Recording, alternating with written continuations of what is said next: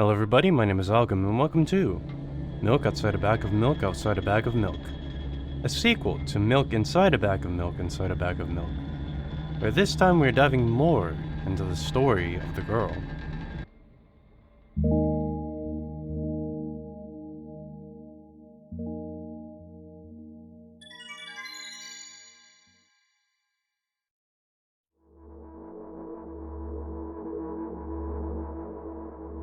I'm walking to my room, trying not to look around. Playful shadows dance around me here and there. They dash all over the walls and the ceiling. One of those shadows whizzes past me, touching my face ever so slightly. I smile and continue walking, paying it no mind. Sometimes it's so easy to lose self-control and track of time, spinning in a joyful dance. But I'm in a bit of a hurry here. Mom told me to go to bed.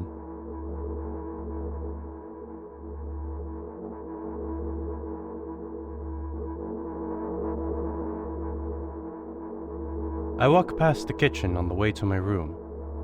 The door is shut, but I can still feel the chilling air coming from the other side. My first thought is that there's a living corpse blowing into the keyhole, laughing mockingly.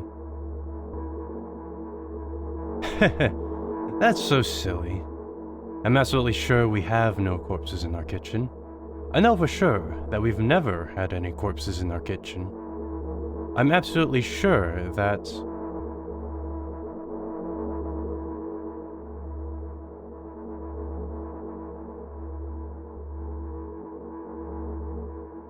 I break into a run and dash toward the closed door. The shadows intensify their chaotic dance. Are they trying to stop me or calm me down? I don't know. It doesn't matter right now. Don't you get it? I wave my hands around as I run, trying to chase away my annoying pursuers. But then I suddenly realize that I won't be able to stop in time. I've got no other choice but to break the door now. If there's somebody inside, I'll surely scare them to death. But wait, how can I scare to death someone who's already dead? What if it actually revives them? No, I don't want that. What do I do? I couldn't fully complete my thought when my shoulder hit the door and it flew open.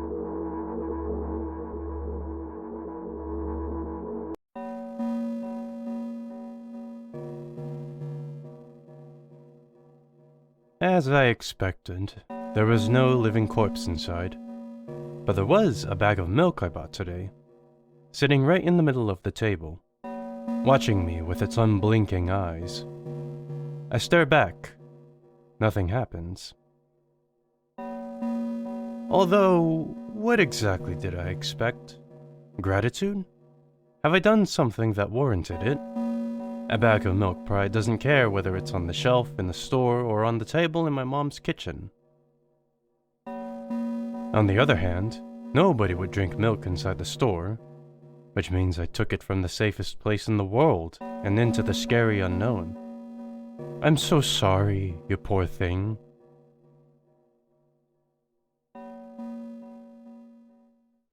I turn away in shame and leave the room in a hurry. I only bring others trouble. I walk toward my room through a narrow corridor.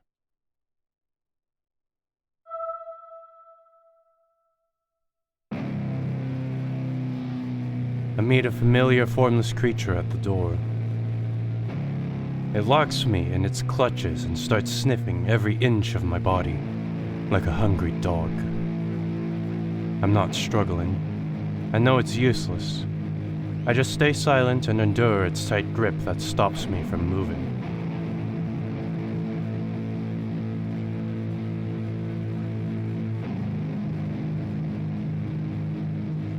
After sniffing me from head to toe, the creature holds out its ugly paws, bearing a single claw, thin and sharp, like a blade. Again? I stare questioningly into the monster's bottomless eye sockets. Don't move. The creature squeezes my hands until my veins start bulging, and I just keep staring back into the black cavities where its eyes should be, ignoring all the pain. I've promised so many times. Stay put. Ugh. The moment it says that, its claw pierces my arm. I don't feel anything other than the barely discernible crawling under my skin, and the ring of tightly sprung sinews. But then the claw injects its venom into me. It hurts. A white veil appears in front of my eyes. My fingers cramp and start twitching frantically. I lose control over my body and slowly slide to the floor. Just like last time, but why do I feel so hot? I feel my blood boiling up. Strong shivers run through my body, paralyzing every single cell, while my veins and arteries heat up, almost bursting from the pressure. I try screaming, but instead of producing words, I vomit thick, milky foam. The creature notices it and throws itself at me in anger, grabbing me by the throat while keeping the poisonous claw inside my arm. Kill me. Kill me! Hysterical screams resound through the corridor. In a fit of madness, the creature starts scratching my neck. Bright splashes fly everywhere, hitting the walls with a loud sound. I tried to imprint where every drop fell in my memory, so I could gather them all later. I need to remember. A new wave of pain washes over me. Everything turns pitch black in an instant.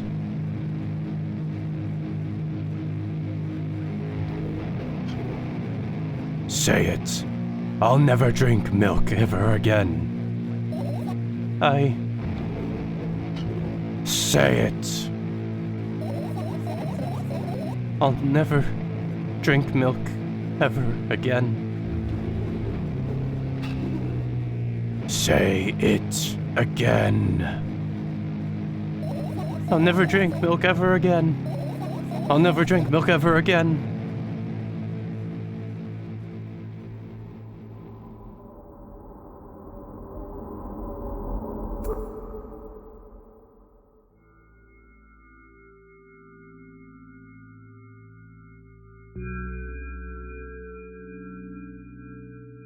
I finally get to my room. I'm so tired of all this fuss. Thankfully, I still feel comfy and warm in my room. Even the weird sounds coming from the outside don't make me anxious at all. Mom told me to go to bed, so I need to perform all the needed preparations. I've washed my face, and now I'm standing in front of the mirror with a toothbrush in my mouth. I look at my reflection. It shows absolutely no desire to sleep. Yeah, I get how you feel. And there was a time when the last minutes before I sleep were my favorite time of day. I loved anticipating the inevitable moment when the reality and the dream world would clash. I woke up for that moment's sake, lived through the day for it. My biggest dream was to sleep all day long. It would have been so cool. But the dreams always slowly but surely slipped away.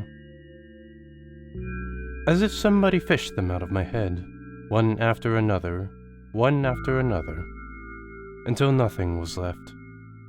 And now I have to sleep again, even though I don't feel any need for it.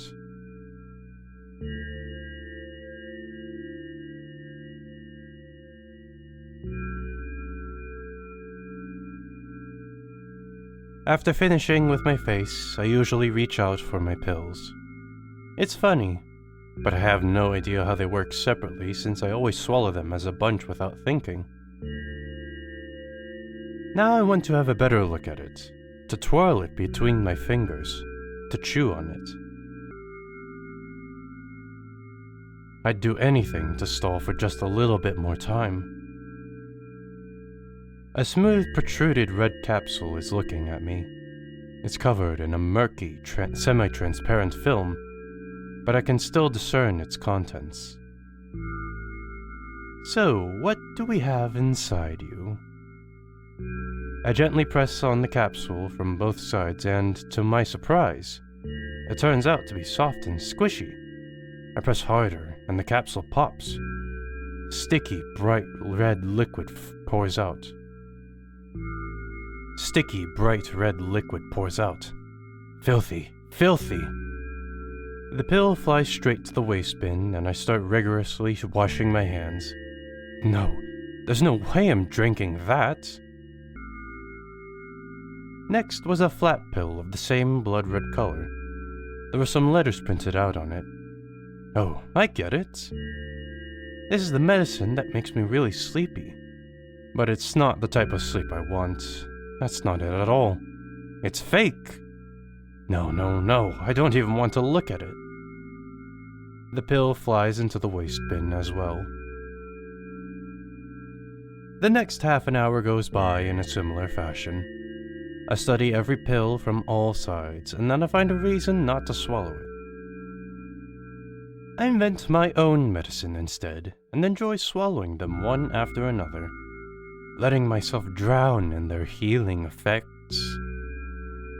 Hey, my neck doesn't hurt anymore.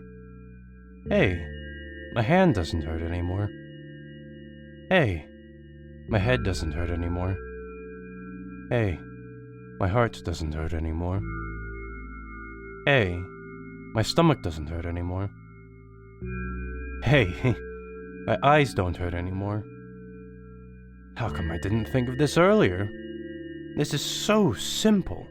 I need to brag about it to someone right away. But not to my mom. She'll just scold me. And she's sure I'm already sleeping anyway. I don't want to disturb her without reason. I'll think of something myself. Besides, I just really want some small talk.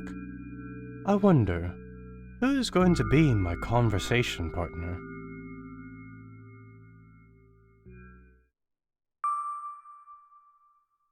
And this is where we come in. Hey.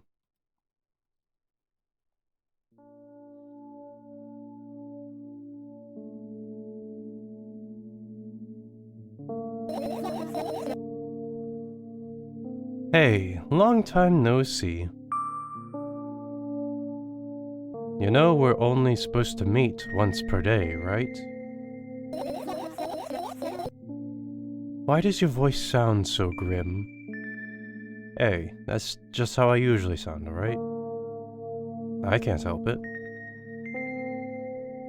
Naturally, I've read the manual. Judging by the pictures, the overdose side effects are the usual headaches, dizziness, exhaustion.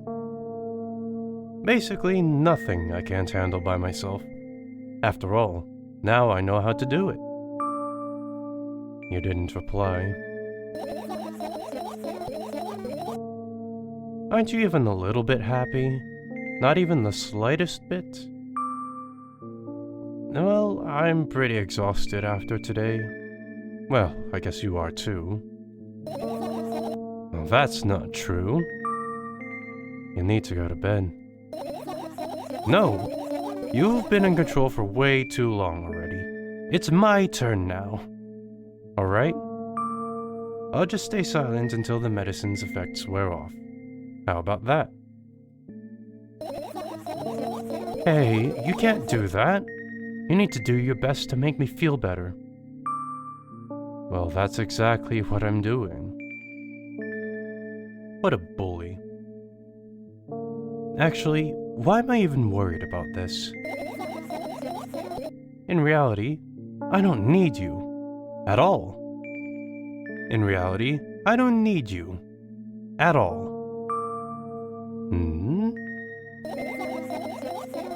I'm so energetic and I feel great, which means I can do anything.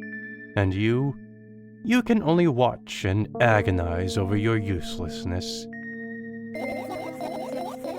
I can imagine how angry you are right now. Yeah, I'm all beside myself. By the way, you're the one that's useless. Okay, well that's a bit harsh, but... and pathetic.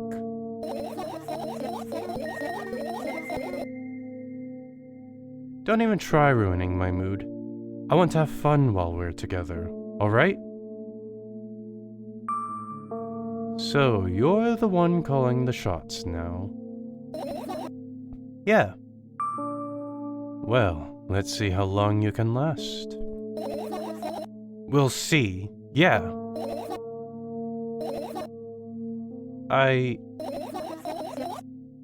Am I really that pathetic? No. We swore silence. Say something. I can feel tears streaming down my cheeks, hanging from my chin and then falling on my clothes, burning holes in them. That was fast, but not unexpected. Hey, at least I tried. Go wash your face, then we'll decide what to do with you.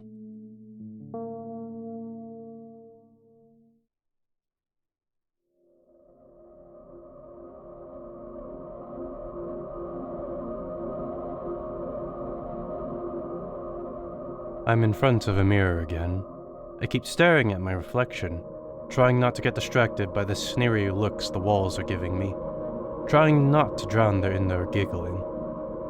But then me in the mirror also shows me a creepy smile, bares her teeth at me. I shut my eyes, but that doesn't help. It wouldn't have helped even if I sunk through the floor. You know, this part to the left here, it kind of looks like an apartment complex, like the side of it, I guess. Interesting artistic choice. I start counting in my mind. 2 squared, 2 by 2 squared, a square squared, a square pyramid squared, a pyramidal structure cubed, a pyramidal structure hypercubed. I couldn't tell you what that means. I feel better. But my head is splitting apart now. I'm sorry for being rude. It's not your fault. It's never your fault. Fine, you can keep blaming yourself, but don't overdo it. I don't know why, but I thought I'd be able to take control. I was almost ready to. I was sure I'd be able to change something. After all, I was able to buy milk, you know. Yeah, you ought to know how challenging it was.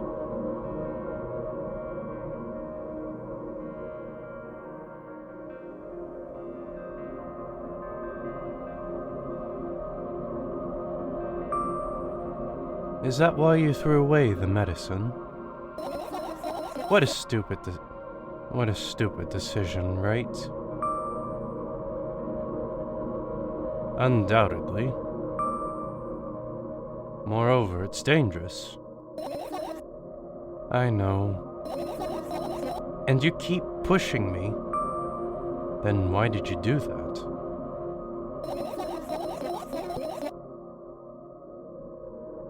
I felt like I'd be able to fight it on my own. It's true, the pain subsided for a bit at that time, but now I feel it triple in force. It hurts so bad. Just drink your medicine already, or I'll stop talking to you. No, don't abandon me.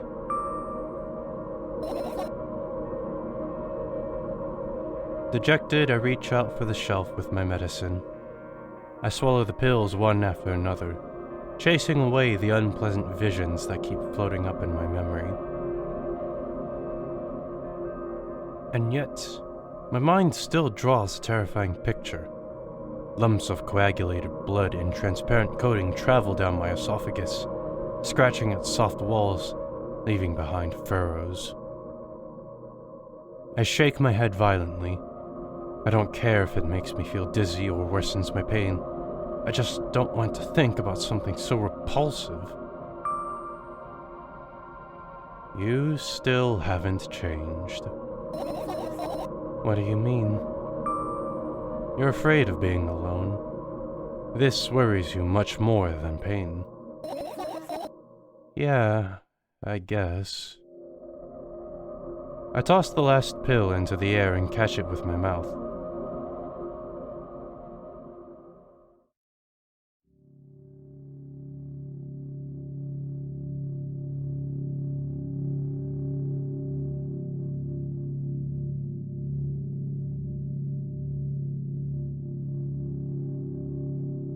I lie on the floor. I look at the ceiling. I can clearly hear water running in the metal pipes up there. I hear the crackling of the concrete blocks that will someday surely fall on my head. But I'm not afraid of that at all. I can't imagine my death coming from above. Rather, it's rearing its claws from somewhere below, waiting for me to lose focus.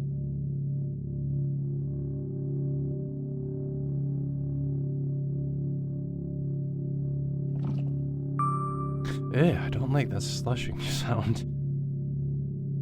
Do you want to talk about it? No, I've had enough of talking.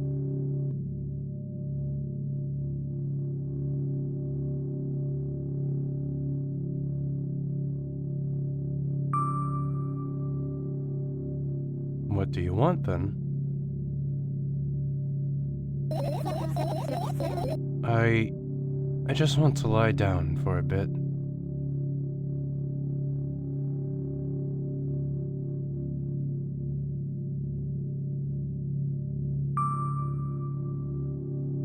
Even if the ceiling's bound to collapse, it won't be today.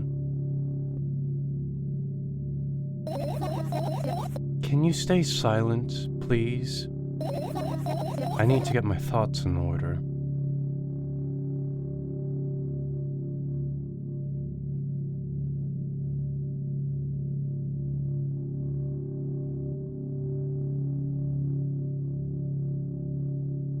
I carefully extract my thoughts that are yet to be fully formed from my head and lay them out on the ceiling in orderly rows.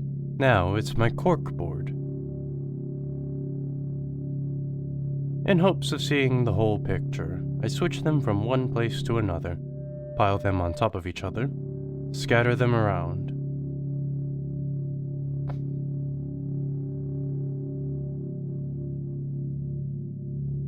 In hopes of seeing the whole picture, I switch them from one place to another, pile them on top of each other, scatter them around. In the end, I throw them off with my hand, annoyed, and start over. I can't do it. You can always imagine your thoughts as something small and swarming, like cockroaches. Why? Ew, I hate cockroaches. Can I make them fireflies? I don't mind either way.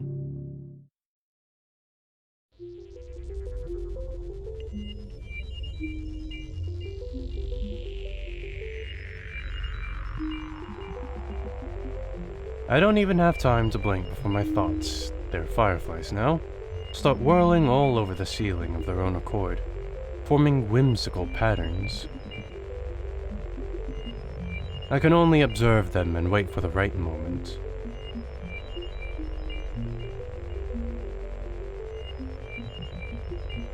It's just that moment doesn't come.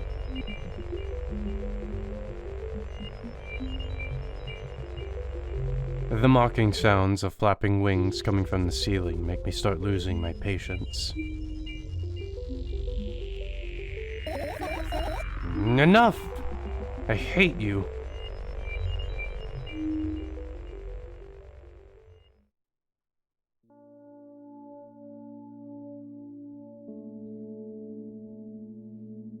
I spring to my feet and scream at the top of my lungs. The fireflies scatter. Good job. Now start over. No way. Unstable behavior makes you look bad. And I don't give a damn. So that doesn't bother you? Should it?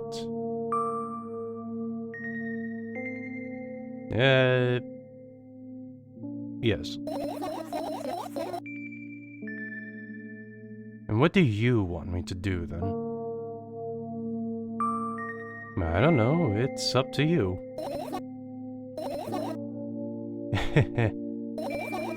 You're at it again. What do you mean? Never mind. And I've changed my mind anyway. Please don't stay silent for this long anymore. I'm having a hard time without your help. Fine. I raise my eyes to look at the ceiling once more. Sadly, all my fireflies seem to be hiding somewhere.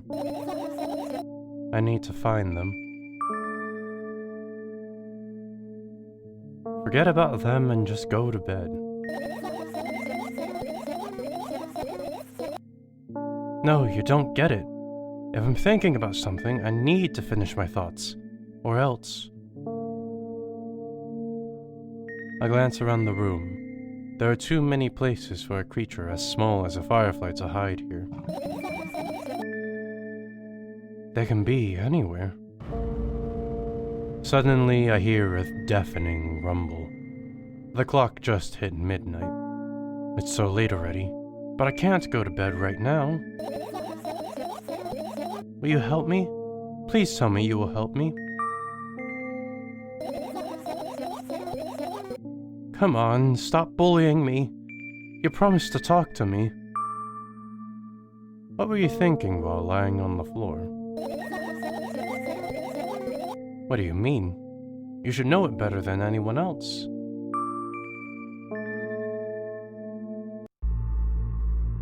Hey, okay, that is quite the pause screen. Well, that's the thing. I have no idea. This is weird. Will you tell me? Oh, God.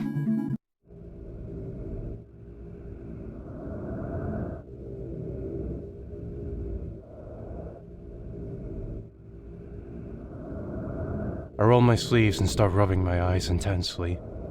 They're so itchy. Why are you crying? My eyes are itchy. Did you drink milk? Oh, did he bring milk?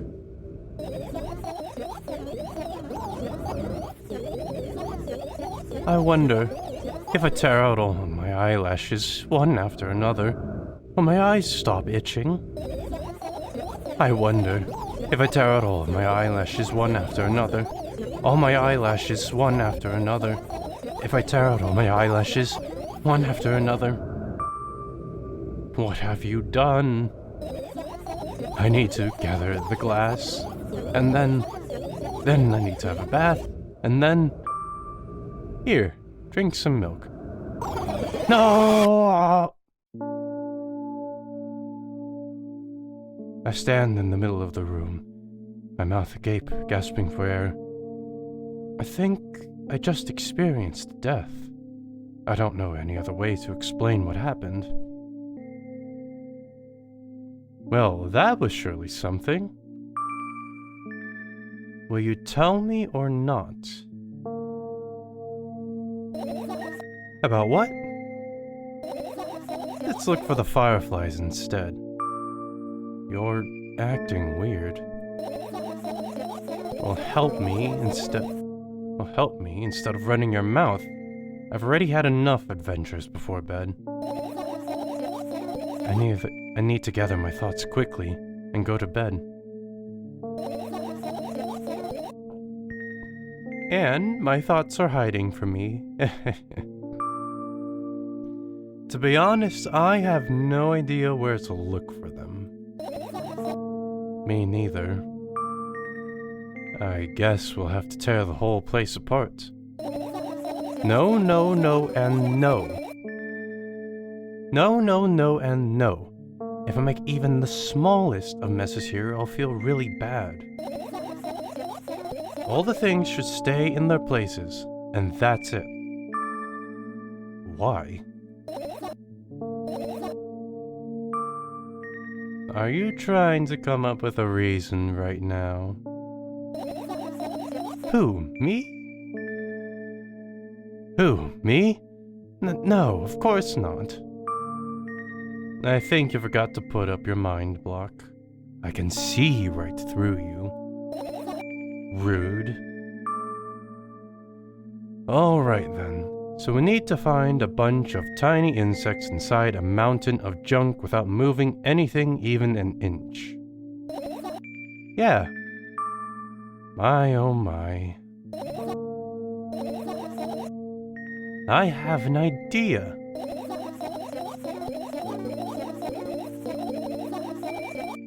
Last time becoming a visual novel character helped me achieve my goal. Now I want to become a point-and-click adventure game character. You know, those games have moments when you just look at different objects and something inevitably happens. It sounds so fun. And what about the things you use regularly? Do you refuse to touch them as well? It would make it even more interesting. This is so childish. And wanna know what's the best part? You'll be the one doing it. Oh no. Oh yes. I start panicking as soon as I get in a multiple choice situation. I'll just keep changing my mind and end up crying and running away. Do you want that to happen? You're such a handful. You've already proven that you're able to make decisions. Why not continue on that road? Come on, don't be so boring. I was just teasing you. You don't have to bear the whole burden. Asking for help is a reasonable decision, too. Let's begin already. I go to the middle of the room and look around. Where would I hide if I were a tiny firefly? Ah, this is so thrilling. My heart gets warmer from the pleasant anticipation. Hey. What? Look down. I look down. After a moment, a small ball of light and warmth crawls out from under my sweater. Wowee! There's smoke coming from your clothes. Whatever.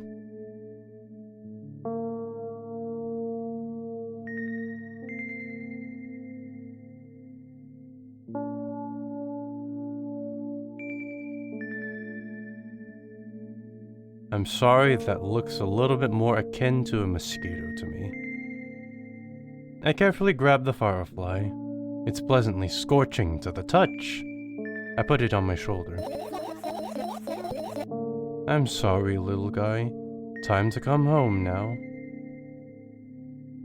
As if it was an order, the firefly slowly drifts up, circles around my head for a bit, and then flies into my ear with the speed of a bullet. It tickles. One down. Let's look for the others. Yeah.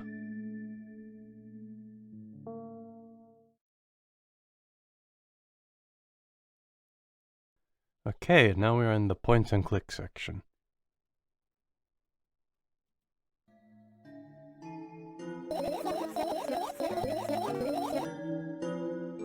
Right. Insects enjoy pollinating the flowers and stuff like that. Yeah, I guess? I get close to the flower shelf. I sniff around. The leaves smell of dust and cardboard. And death. You know those plants are long dead, right? I'm not sure a dead plant will be able to attract any insects. Well, we kinda don't have a choice here, you know?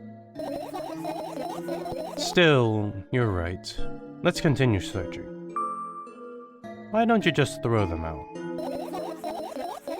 Aren't you listening to me at all?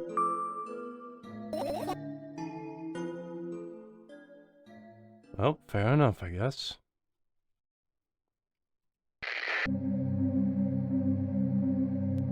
Ah, some nice tunes.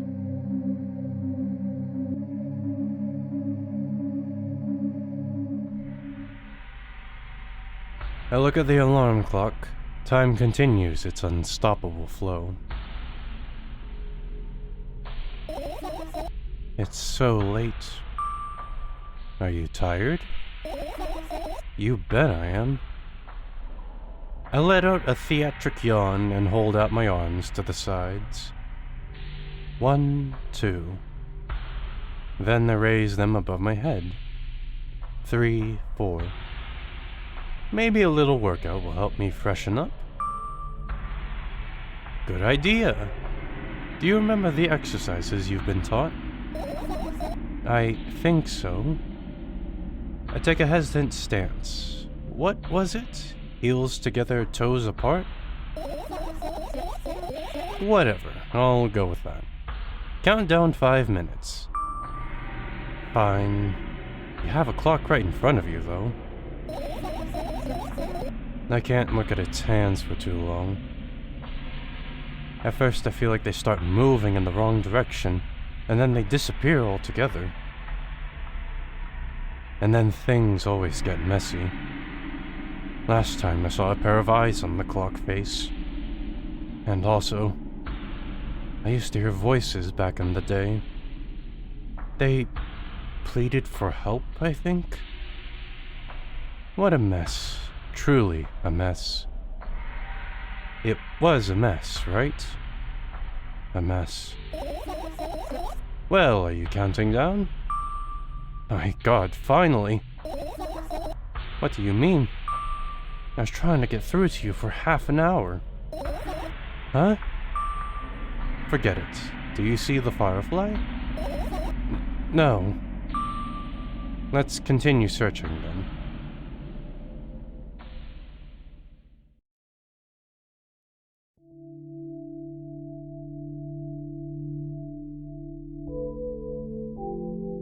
The usual notebook pages, glued to the wall with duct tape. Numbers are drawn on them. It's the only kind of information I can take in without trouble.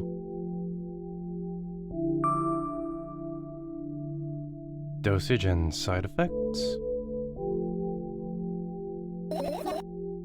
Yeah. I thought you knew them by heart. Yeah.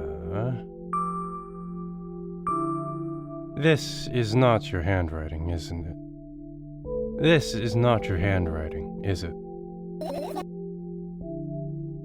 Of course it's not. Shaky, broken lines, ugly numbers. It's not writing. It's more like claw marks. Don't forget to thank your mom. I don't need your advice. My scream makes the pages rustle restlessly. After a moment, a firefly appears from underneath one of them. After looking around in a business-like manner, it takes off into a business-like flight and ends up entering my business-like ear. Hey. Let's continue searching.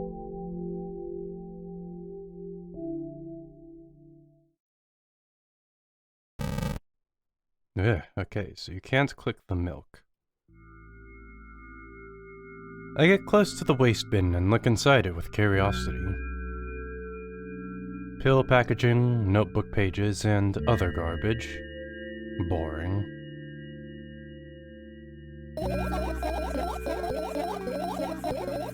There's nothing here. Indeed, no self-respecting firefly would hide in a heap of garbage. Can't disagree with you there.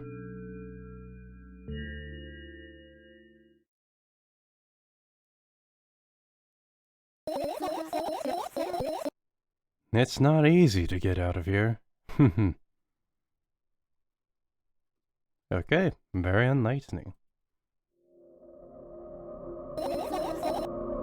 Are you serious? What's wrong?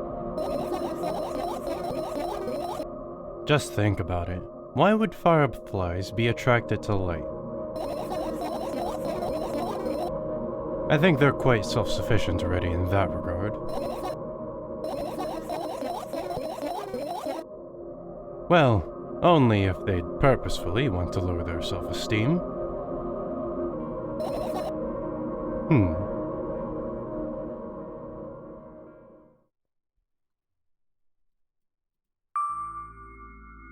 And what are those?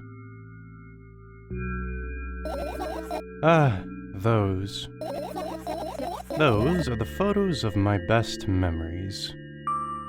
But they're blank. I stared at them so intensely that I burned them with my eyes. Now they're just covering the cracks in the walls. Cracks? Forget it. Are we continuing the search or what? Okay, we are.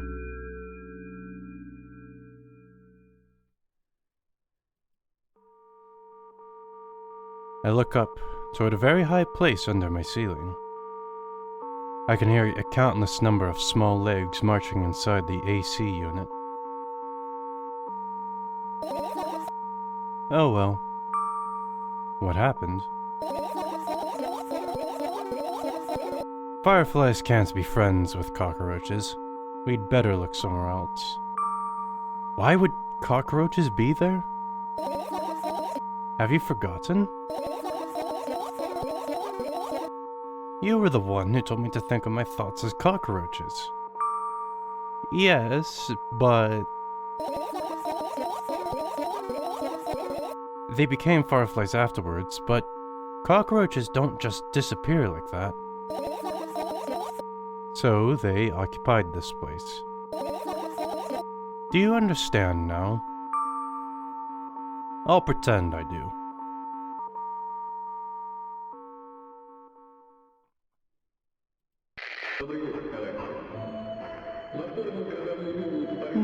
Interesting. It only plays in the right ear.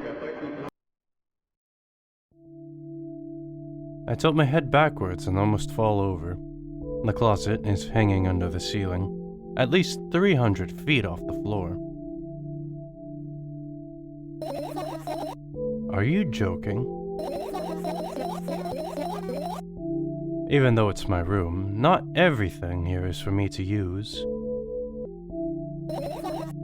Whatever. I don't care. Yeah, I don't care. At all. Like, totally. And I'm definitely not worried. Not even the littlest bit. Not even a smidgen of the littlest bit.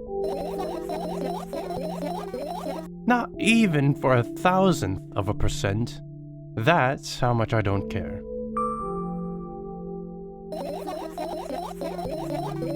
Hey, I'm not even done telling you how much I don't care. From this moment on, I'm ignoring you. Oh no, you don't.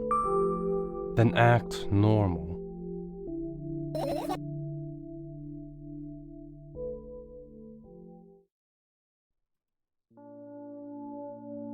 I turn my eyes toward an inconspicuous shelf near the mirror.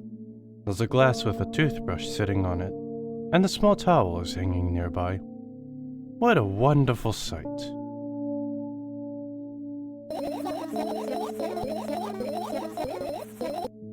My fireflies are smart and good. They would never get in there. They know about personal hygiene. They know about personal hygiene. Okay, well, let's look somewhere else then. I look at the mound of pills, and it makes me feel dizzy. I don't want to think about it. I don't... What's wrong?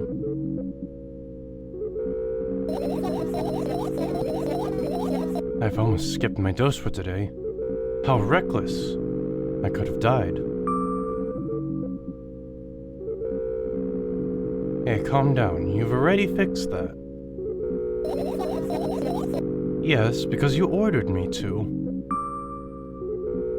Things could have been much worse. Yeah.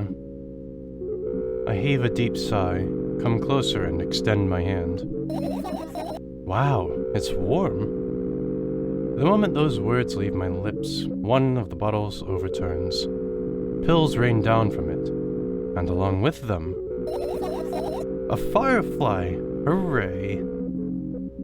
After circling above my head a couple of times, it finally lands in my palm. The firefly rushes up my arm, and upon reaching my shoulder, crawls straight into my ear. My mind becomes a bit clearer.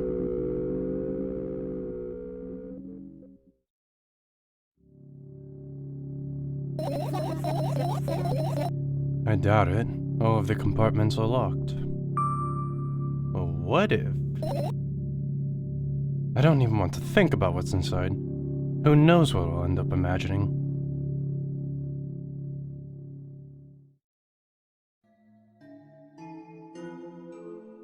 The umbrella emanates a faint sense of coolness.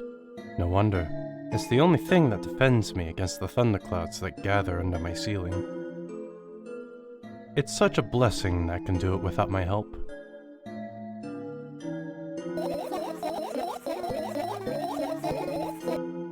Still, a firefly won't hide in a place like that. It will catch a cold and be unable to fly. You don't want to check it? Why? I'm sure we won't find anything there.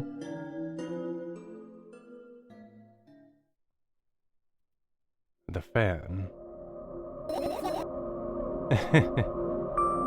What's funny about that?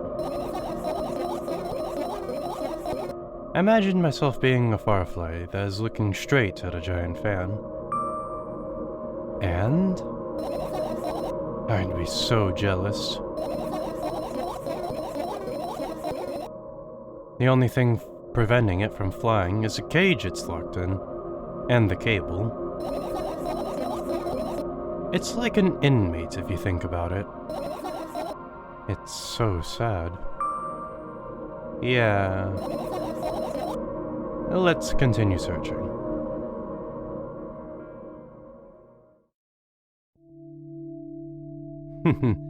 This is my sleeping bag. It's soft and warm. I'm sure that no living creature would be able to resist the temptation to spend a minute or two inside. They'd want to dig deep into it with a couple of favorite items, close their eyes, and then... Hey, did you fall asleep? Huh? I gently slap my cheeks to return myself to senses. It's already way past midnight. Usually I'd be sleeping like a log at this time, but right now I can't. Let's continue searching. Hey, maybe we'll find something inside.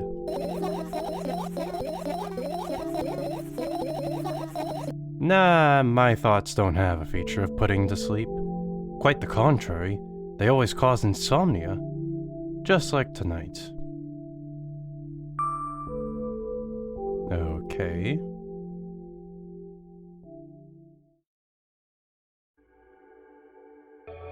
This is my sketchbook. Half its pages are blank, which means it'll still be good for a couple of years. You draw that rarely? You draw that rarely? Why?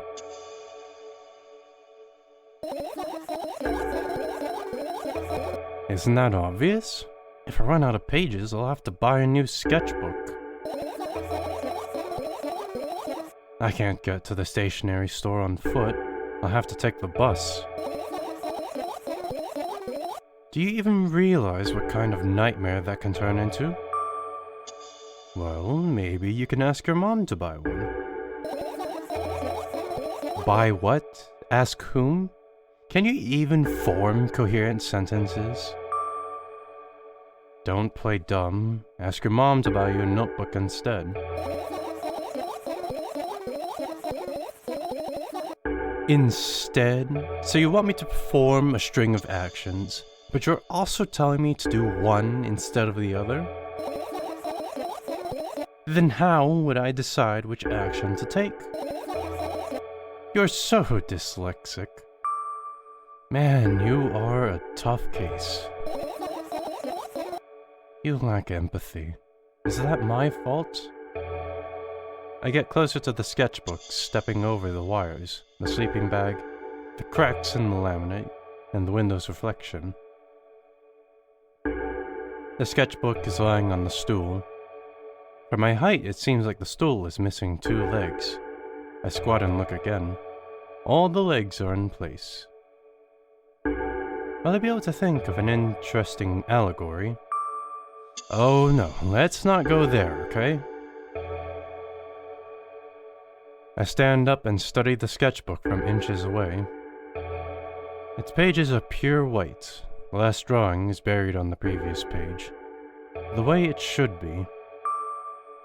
Too bad. I'd love to see it. Maybe next time. A sudden gust of chilly wind breaks into the room and makes the pages rustle. Oh no! I shut my eyes. A distinctive sound of pages turning echoes with headache in my head. I know what's going to happen. The rustling has stopped, even though the wind is still howling from every direction. It can only mean one thing. The notebook is open on the first page. If I wait a little longer, the wind will close it. I won't have to look. If I wait a little longer. If I wait. Open your eyes. No. It's okay. It's okay. Just do it. No way. I know you're lying.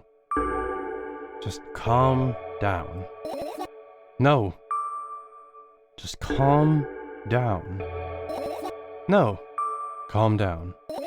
No. Calm down. No. Calm down. I'm having a bit of deja vu here with this. Calm down. Calm down. Fine. I open my eyes with utmost caution. The notebook is still open in the middle.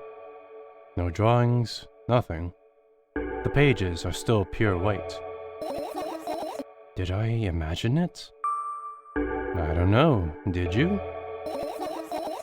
You're the smart one here, you tell me. Next time, don't close your eyes. What did you... I couldn't finish speaking because the pages started moving again. Don't close your eyes. Don't make me do it. I'm scared. Just trust me, alright? The rustling grows louder. The pages lift up. I can almost see the outlines of drawings on previous pages. No way. Everything that is in the past should stay in the past. You couldn't convince me. That's it, I'm closing my eyes. Look there! A barely visible light seeps through the pages. With every new gust, it becomes brighter and brighter. A firefly. The wind immediately stops. For a moment, the world sinks into perfect silence.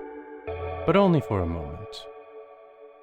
The buzz that has always been haunting me fills the surroundings. But it doesn't matter now. Goodness gracious, little boy. You've made me so scared. The firefly blinks, flies up and enters my ear, buzzing loudly all the way. It spends some time looking for the perfect spot in my head, but then its buzzing dies down. Phew, Are you okay? We're running short on time, so let's continue searching.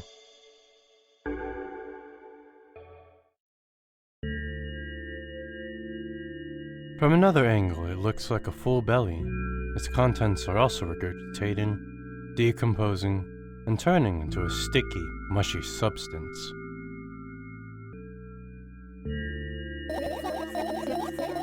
What a cool image. I need to remember this. Totally not cool, senseless, and cruel. You are there, but I don't care. Is it me you're laughing at? What? I'd never. After all, you're not my pet. Heh. I'm not going along with this nonsense anymore. Got it? Got it.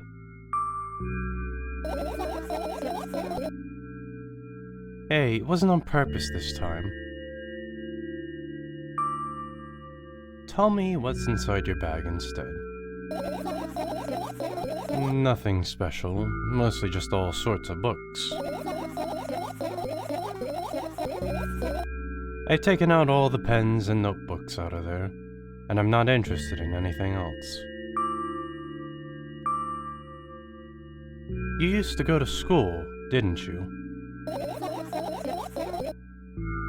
Yeah, I did. I had a blast all the way.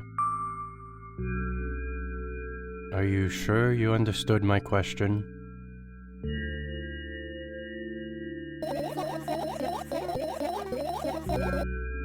Do you think everything in my life should be doom and gloom? Well, you're wrong. Alright. What did you like the most there?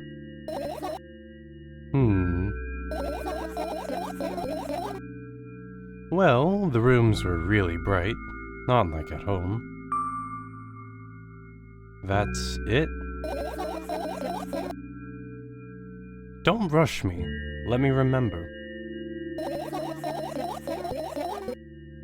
Well, the beds were also soft, and the food was nice. By the way, I attended all the classes. The others always skipped. They probably got told off so hard. I smiled gently, absorbed in warm memories. You never graduated, though. Yeah. Do you remember your last day there? It was a normal day.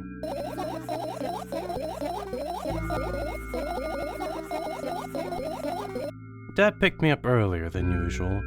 He told me that I'm already too old for the school curriculum. I also realized that some time ago, the tasks were way too easy. Then we got into the car and went home. Mom greeted us there, we had dinner, and went to our rooms. And what happened then? I don't remember, and does it even matter? Tell me about it again. Is your memory that bad? Please? Oh, fine. That day, Dad picked me up from school earlier, explaining to me that I need to grow up. It's not like I could completely grasp what he meant. Either way, I didn't resist. We got into the car and went home. Mom greeted us there, we had dinner together, and went to our separate rooms. Satisfied? Tell me about it again.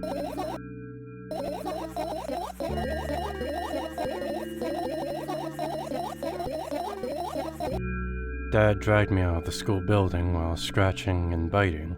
The teachers didn't interfere. That scene was ordinary for them. Who knows what the little brat has done?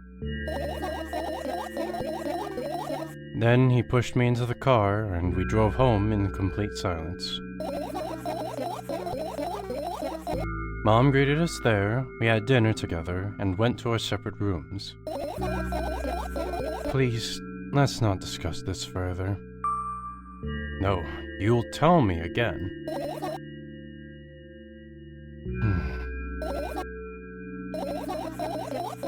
Dad bought milk on our way home. Again. I hate milk so much. Mom was not home. Again. I hate Mom so much. What happened next? What happened next? Suddenly I feel someone's eyes on my back. Knowing that these moments should never ever be ignored, I turn around. But there's nothing there. What happened next?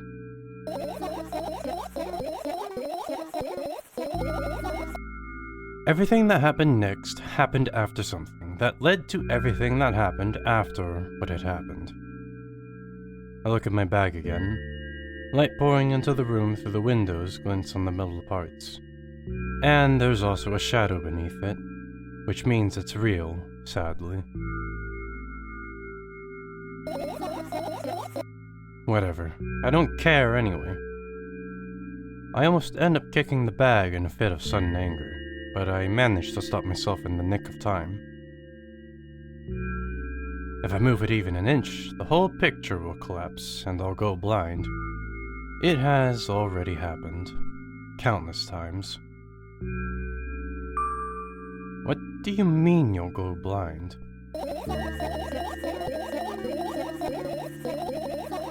I've spent months memorizing the location of every item in my room. That's why I can see them so clearly and vividly. You won't get it. Hey, look at your feet. I look down and see that a small insect is crawling toward me from my bag. It's barely glowing, and it can't even fly. I guess this firefly is really tired. I bend down to pick it up.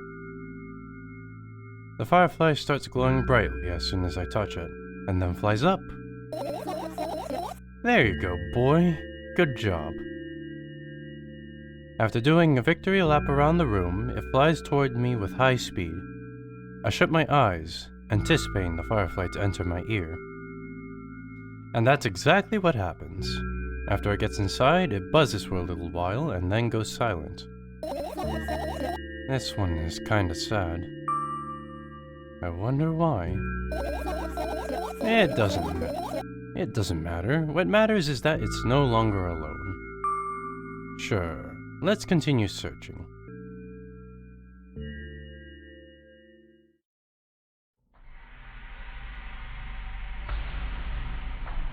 I look at my laptop. I haven't touched it for years, so it's covered with a layer of dust as thick as my finger. A bizarre item. I fear it. Why? It's a long and boring story.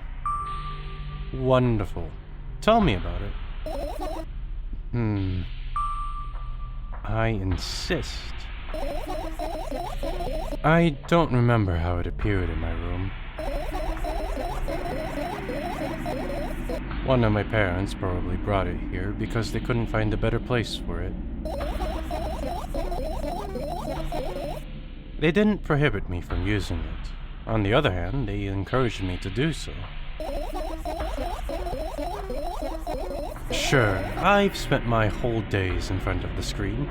Games, drawing, engineering calculator, 3D modeling. So much fun stuff to do.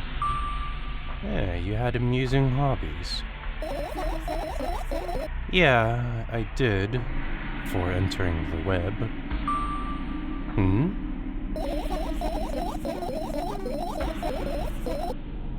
Imagine this.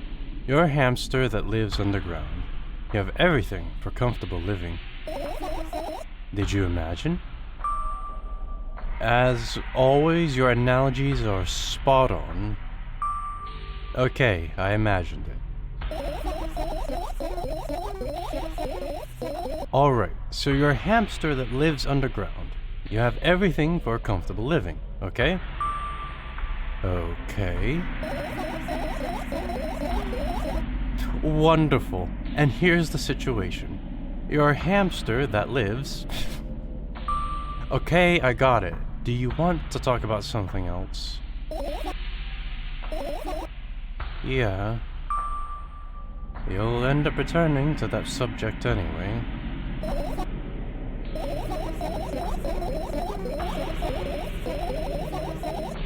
On one wonderful day, someone digs you up from your hamster house and brings you to the pet store.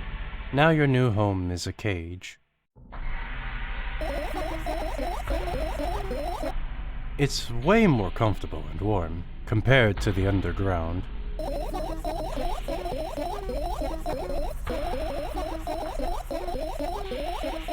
And the most important part, you have a lot of neighbors here.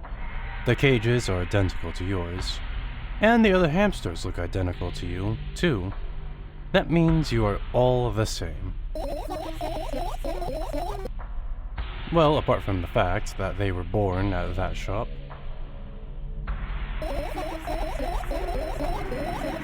You'll ask, what does that indicate? And I'll tell you, nothing at all. It was a completely pointless detail. I forgot what I was talking about. Gosh. Okay, let's start over. This time, try to avoid the stupid hamster analogies. You know I'm not at fault here. So, I had a lot of friends online. Tens, hundreds of them. Impossible to count. But is it impossible, though? I had exactly 317 of them.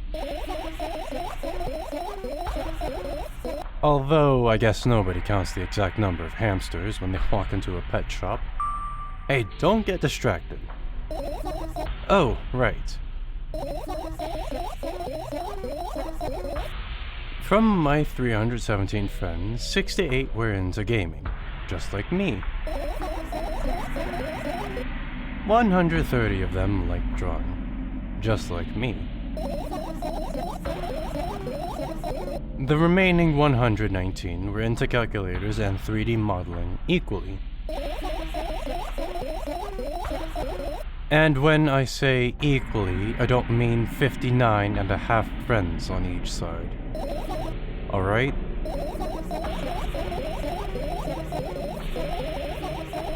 You can split numbers evenly, no problem, but math doesn't work like that when it comes to friends. A major conundrum, right? Get to the point. I knew, of course, that no real people exist on the web.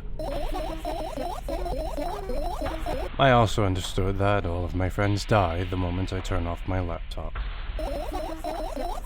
But I still wasn't even a bit worried. Why? Do you know what computer programs consist of? It's just a combination of numbers. Which means my friends are also numbers. Isn't that amusing? Not really. Why do you call them your friends?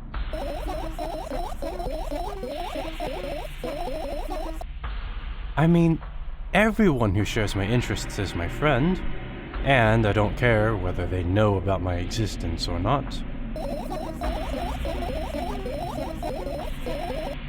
Anyways, as I was saying, every program has its own algorithm and purpose, its mathematical formula.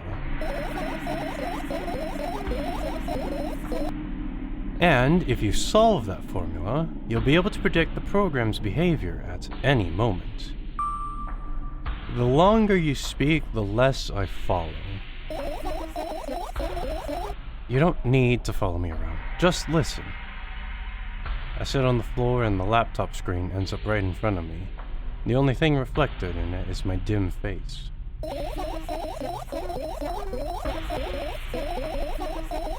A A web person is just a random picture and a random string of letters. Words and actions from the web person are just executable code. Hey, let me know if you need a break. One day, someone appeared. From that point on, my laptop was always on. There are no real people on the web, but he was good at pretending. At some moments, I let him trick me. Hey, look! Huh? Suddenly, a firefly slowly crawls out of the laptop's vent grill. I reach for it. It gets on top of my palm, blinking all the while. I think it's trying to say something. I can see that myself, if only I knew what. Looks like a cipher. Don't you want to crack it? I changed my mind. I have absolutely no desire to find out what it wants to say. The firefly stops glowing for a moment after that. Then it starts glowing again, as if coming back to its senses. For some time it thinks about the further course of actions, then flies up and dashes into my ear. Let's continue searching. And what about your story? You must be mad at me for interrupting you. I'm sorry. If you do everything right, I'll finish my story. Maybe. Do you promise? I promise. And if you forget, then remind me, with a code word, for example. What code word? I'll think of one later. And for now, let's keep searching for my fireflies.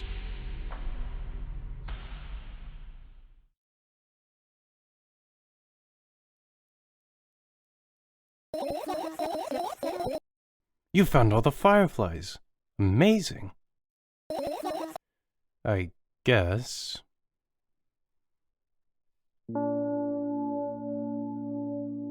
I've managed to gather my thoughts, but something still worries me. On the other hand, I wasn't supposed to be happy anyway. Why not?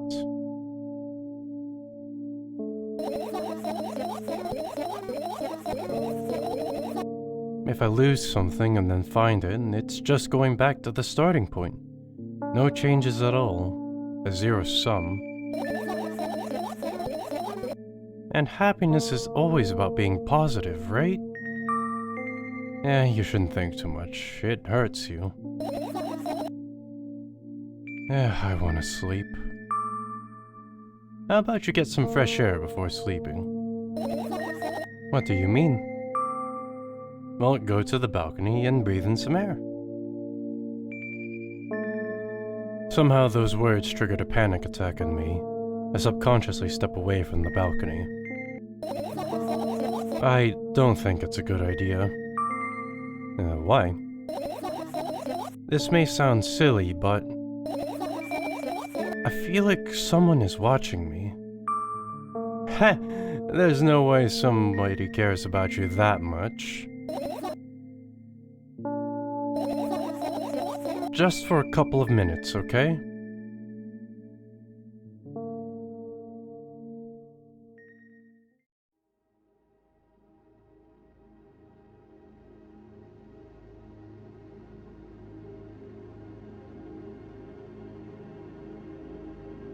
My apartment building looks like a bottomless cooking pot, but instead of soot, it has hundreds of concrete and metal boxes on its walls.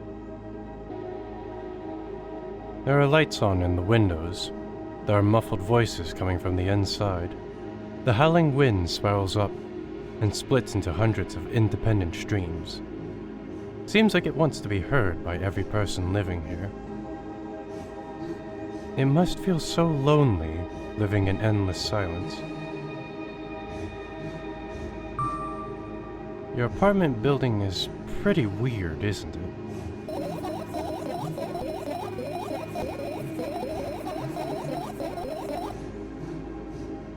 I could see the horizon from my window before, and the building grew for miles in both directions. I guess at some point it circled around and closed on itself. Nothing unusual about that. How do you feel? I definitely feel. Sometimes that's more than enough. Still, you're anxious, aren't you? Of course. Moreover, I'm completely terrified. Was it that obvious? You're looking in every direction, but not up. Ah, this. I've already told you, haven't I? About what? Ah, you know, small stuff.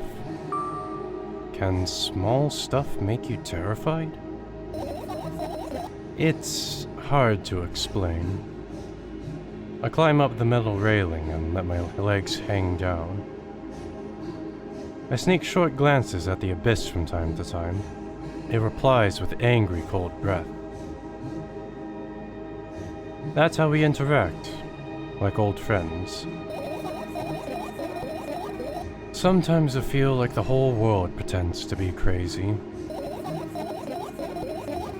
As if it's trying to make me believe in something that doesn't exist. And that's weird, isn't it? Yes, but at the same time, it makes me feel a little bit happy. Everything around me was created for my sake, to deceive, trick, confuse me. If that's true, I guess I'm not so crazy myself, after all. You believing in this is the definition of craziness. You're probably right. Another gust of wind blasts against the pot's walls, smashing the glass to dust and blowing away the concrete crust. I, on the other hand, feel a gentle breeze that only ruffles my hair. I still haven't come up with a code word. I mean, you were the one to remember your promise. You don't need a code word anymore. I don't like when this happens. I want to remember certain things only when I want to. Nonetheless, you've made that promise. And I'll keep it. But you need to keep in mind that from this moment on, every word will bring me pain. I bend down and imagine falling into the abyss. I have exactly 2 minutes before I meet my end.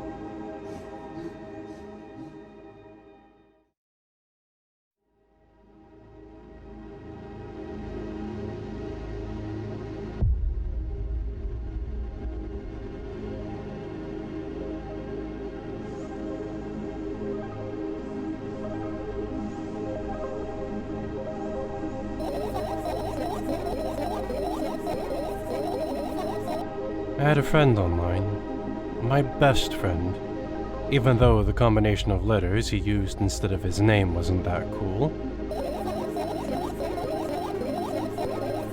Well, the combination of pixels he had instead of his photo was also boring and unattractive. This is so strange and wrong, breaking the rules of being online. Why was he doing that? Maybe his code was a few lines short? I don't quite get what you mean. I could tell you about those rules.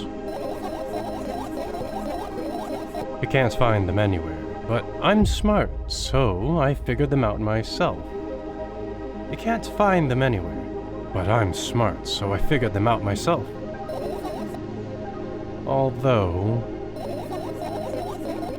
I'm not sure if I should divulge them. Why? When I try to say what I think out loud, I tend to make mistakes. If I make just a single one, everything that comes after contradicts my thoughts. And I end up with the opposite position. And I don't want that. Well, according to that logic, it'd be better for you to keep your mouth shut forever. Yeah, that's my dream. Keep my mouth shut, never get up from bed, never see or hear anything. Just dream on and on. No, why is everything so terrible? Don't get distracted. So what was that about your friend? My friend? Ah, yes. He was brazen enough to... Come on, gather your thoughts. He somehow made me believe that he was real.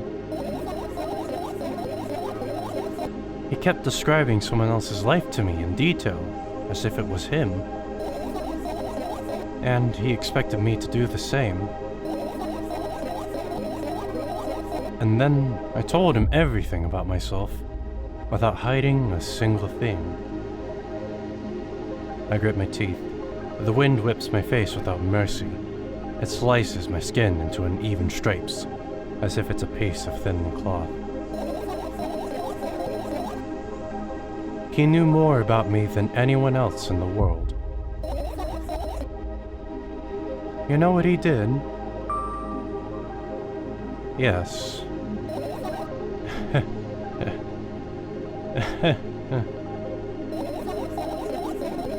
Sending an army of bots to harass me was probably fun.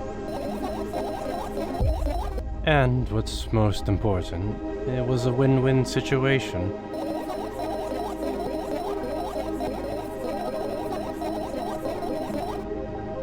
They spawn here and there, simple bits of code that are effortless to run. No wonder the algorithm assigns that pattern more often than the others from the list. Text and video generators get to work at the same time. My name surfaces on the web more and more. It's unbearable. Unbearable. From around every corner, every balcony, ceiling, attic, wall, I always feel many pairs of watchful eyes directed at me. And now they watch me from the screens too. But I'll put an end to it. I've decided a long time ago. Though, maybe I only decided that only... My body finally crashes into the ground, smashing into millions of tiny pieces, like porcelain. It's my second death for today already. I'm cold. Let's go back inside.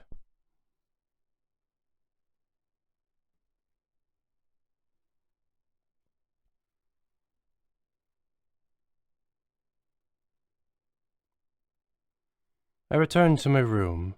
Thankfully, it hasn't changed one bit during the minutes I was outside. Without a second thought, I go toward my laptop and yank the power cable from the outlet. And that's it. That's it. Yeah, that's it. What are you going to do?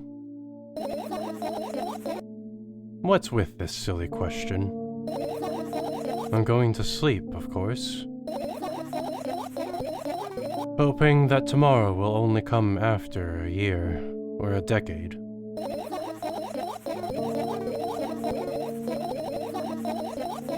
Imagining myself to be outside of my mortal shell, but at the same time still being me.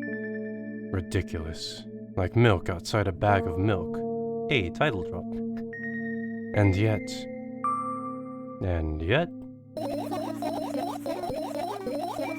You don't have to talk out loud for me to understand that you're worried about me. I know that already. I also know that our time is running short. You won't take another pill. Of course not. In fact, I won't take it tomorrow either. And the day after tomorrow. And never, ever. So that's a goodbye then? No. I have one more small favor to ask. A really, really small one. Well, what is it?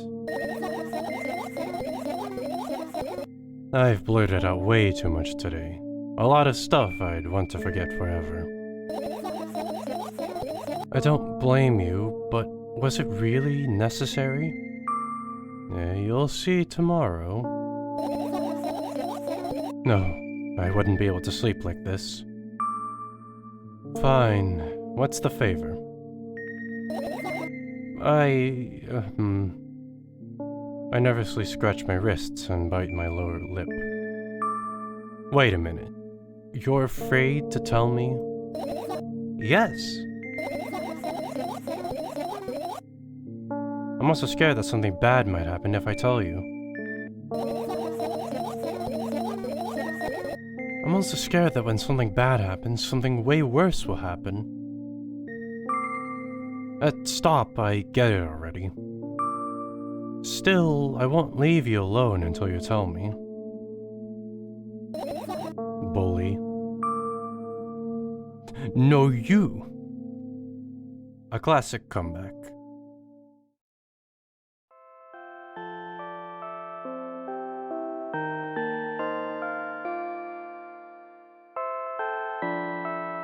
I crawl into my sleeping bag.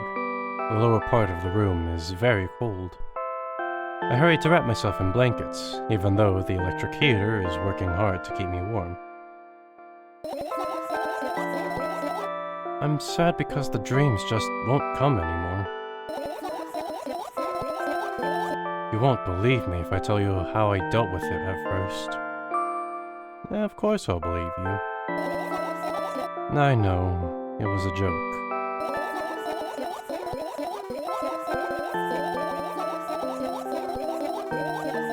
Well, anyway, I washed my face, brushed my teeth, lied down, and started imagining that I'm watching a dream. I didn't sleep at all, of course, and always looked sleepy in the morning. After a week of insomnia, I started feeling weird and seeing things.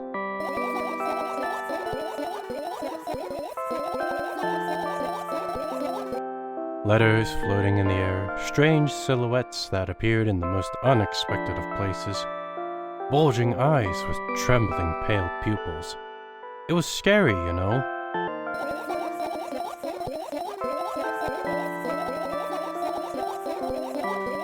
Then one day I almost died.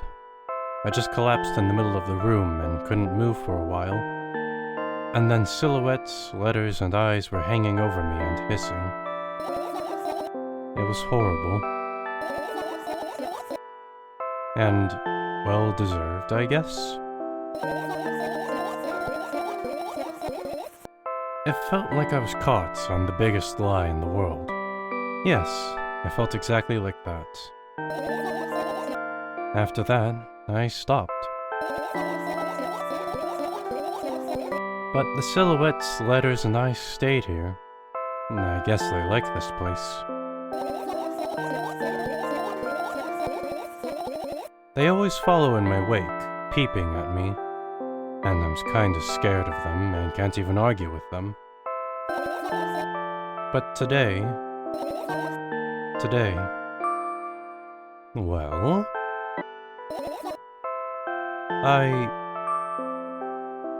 still too scared to tell me. Of course, they're still listening, you know. Well, then use your hands. Alright. I start chaotically twirling my fingers with enthusiasm, forming complex shapes.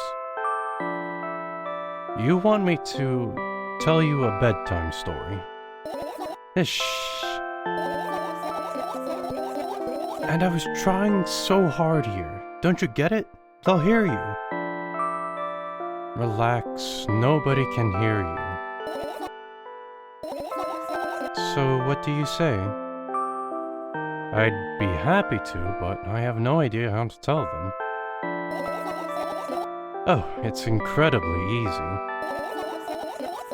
Just talk about something without stopping. Sounds silly. But it's not. And meaningless. You don't know what you're talking about. I know enough to realize that we'll just end up wasting time. Let's focus on something actually important. Boring.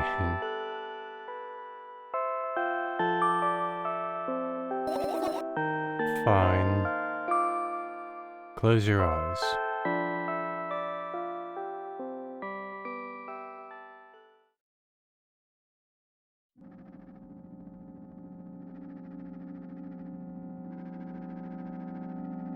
I wake up on a wooden bench. In front of me lies a narrow, dimly lit alley, an awfully familiar road. Where could I have seen it?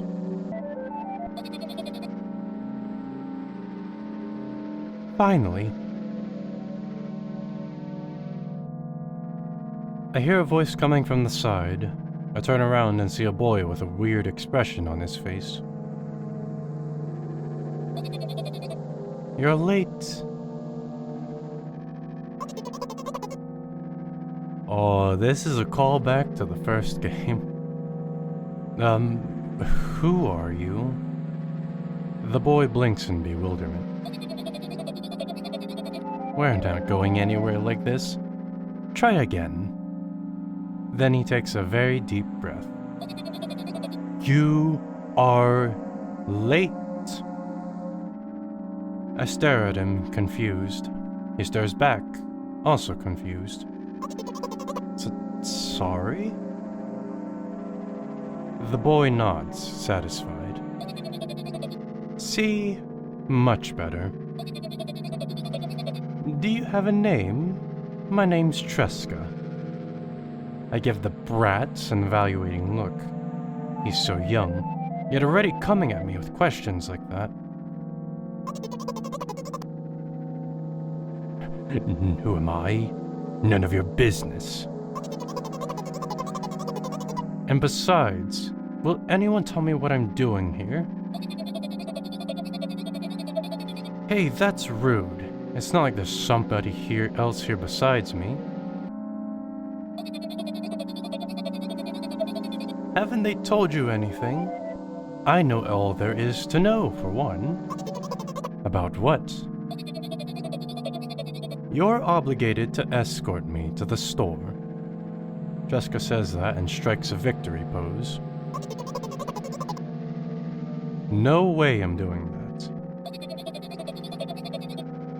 You do understand that refusal is futile. Well, aren't you full of yourself? I'm serious. I'm not the one who decided that.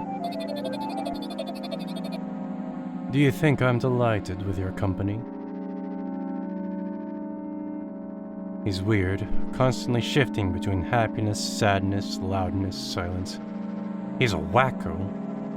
And his name is stupid. Are we going or what?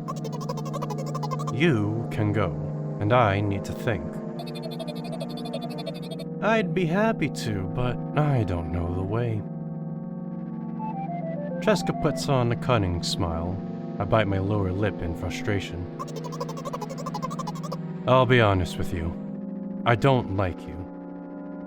He simply bursts out laughing in reply. Well, I do like you, though. Then he grabs my hand without hesitation. I don't even have time to retort. Lead the way.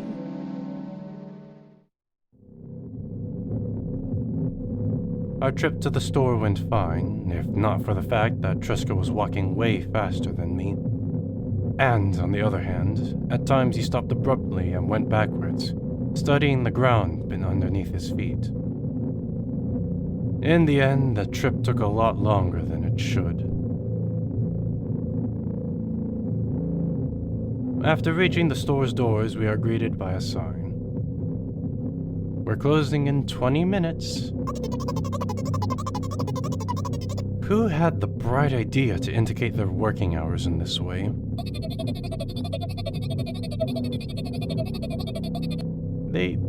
They probably have special staff for this. Someone who runs to change the sign every 5 minutes. It's convenient. Are you joking? Yeah. You're so annoying. It's much better than being boring. How old are you, by the way? None of your business. And what's your name? None of your business. As ready to slap the living hell out of the brat, but a scary-looking man suddenly appeared behind the glass. He's holding a cardboard sign that says we're closing in 15 minutes. Let's go. What are you waiting for?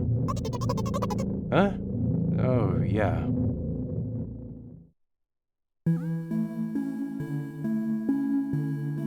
After another round of going across the long row of canned products, we realize that we're lost.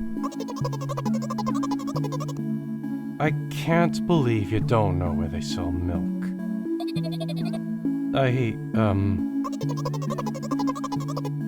Maybe we should ask somebody for directions? Sure. Hey, wait up. Tresca lets go of my hand and walks confidently toward one of the few store's customers. That person is standing with her back to us, studying something on the shelf. Hello, can I can't hear neither the second part of his question nor the reply he gets. But my good-for-nothing friend freezes in place. Looking the customer straight in the eye, I hurry toward them.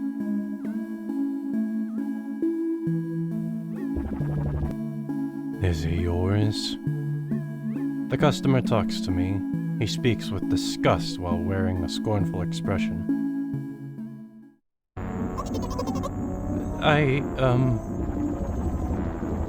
If he's yours, then please get him away from me. Yes, I'm sorry. I grab Tresca's hand and lead him away. He's still looking at the customer, his mouth ajar and eyes popped. He's also shaking. Only when we turn around the corner, Tresca calms down. What was that? I got so scared. He said... What? No, not again. Suddenly Tresca starts screaming like crazy. I cover his mouth with my hand. His face is burning. He's crying. Can you act normal? You don't understand. Of course I don't. I don't understand anything. Annoying other people is still wrong, though. This is something you don't understand, it seems. You're mean. Sniff. Who? Me? Tresca pushes me away and runs off. Drat. At the edge of my vision, I see the store's staff hang a new sign on the door. There you are. I meet Tresca at the cash register. Before that, I managed to visit the milk department after finding out where it was. Hey yo, move! I hear an angry voice coming from the other side of a long queue that has formed after Tresca. I squeeze through toward him. What happened? The boy doesn't respond. He just looks at his feet and sniffs. The cashier towers over him. There's a bag of milk lying between them. I wouldn't exactly call that a bag, but... Is he yours? Yes. Just leave him home next time. People in the queue nod in agreement. Pay for the goods, please. Yes, of course. And the waiting fee. What? You heard me. I did, but that's unheard of. Jessica starts giggling all of a sudden. Alright, screw you. And for the fact that your son is a bro too. But you heard me. You know what?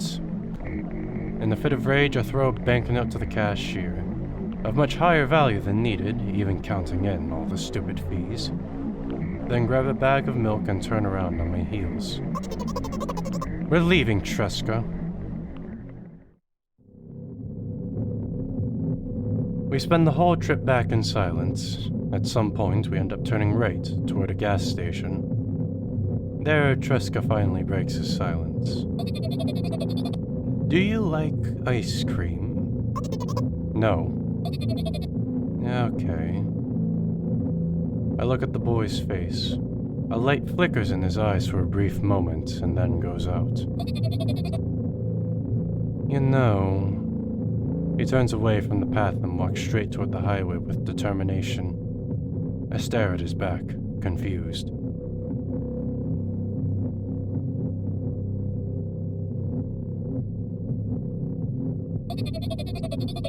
It seems like you're not helping me at all. A new playful light flickers in Tresca's eyes.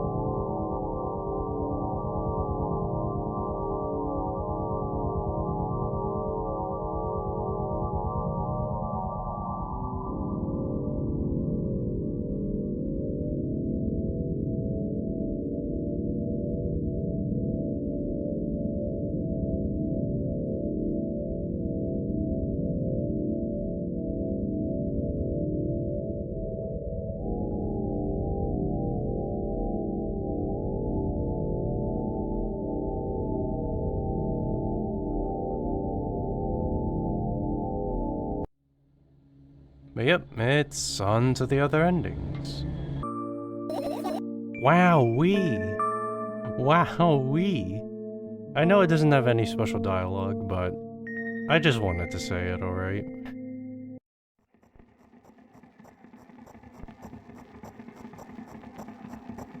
I wake up lying on the cold floor in the center of a cramped room. I look around without standing up.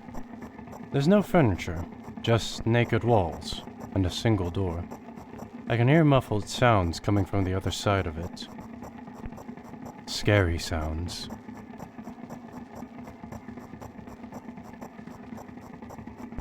I hug my knees and wrap myself in my sweater, like it's a blanket. It's no use. I'm chilled to the bone. The room is pretty spacious, but I still can't shake the feeling that I'm trapped inside a suffocating casket. And the faint blue glow that sneaks in through the keyhole only adds to that feeling. Do I want to know what's outside? As if on cue, an inhuman roar comes from the other side of the door. It becomes louder and louder, more and more distinct with every passing second. Somebody, or something, is getting closer. I curl into a ball, trying to take up as little space as possible. Maybe I can become invisible, or become smaller in some miraculous way. In the meantime, the howl becomes unbearably loud, but only for a moment. Then it sheepishly backs off until I can't hear it anymore. I finally decide to stand up.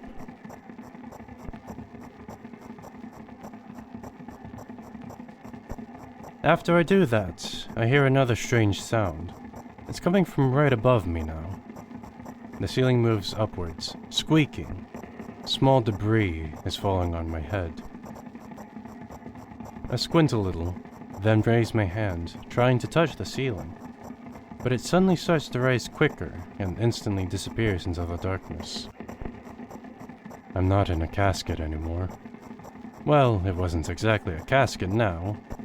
It was a well in the form of a casket. The room becomes darker and colder. I'll have to do something at some point.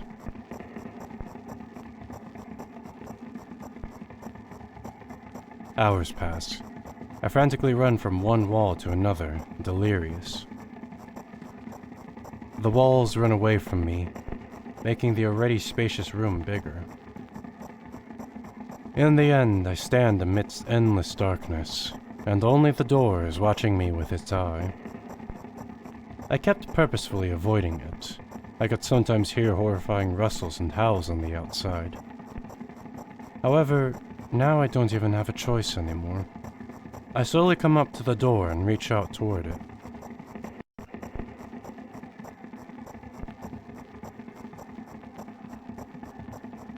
As expected, the door also moves away from me. I continue moving forward with my hand stretched out. I don't want to lose the only source of light in this pitch-black darkness. At some point, I get tired of sneaking up on the door, like it's some wild animal, so I lunge at it, trying to grab the handle. However, at the last moment, the door whizzes away, and I fall into the cold floor, unable to keep my balance. It hurts.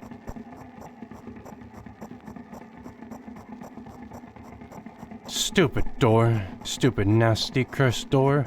I hate you.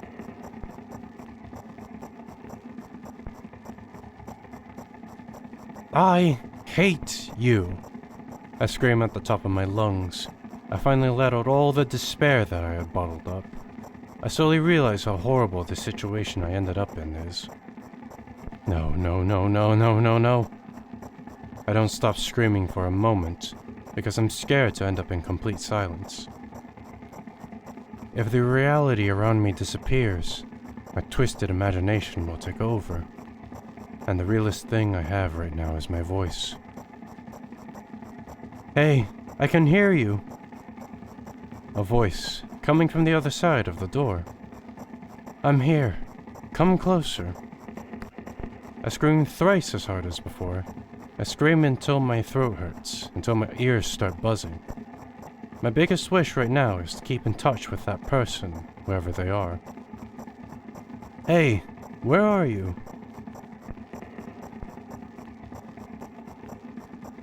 I rush toward the door, stumbling on the way. I keep running for a minute, for 10 minutes, but the door isn't even an inch closer. At the same time, the distance between us hasn't grown either, which means I match it in speed. I just need to make one final push. I gather the last bit of strength I have and push my legs off the ground. The jump feels like an eternity. I stretch out my hand, almost touching the scratchy wood.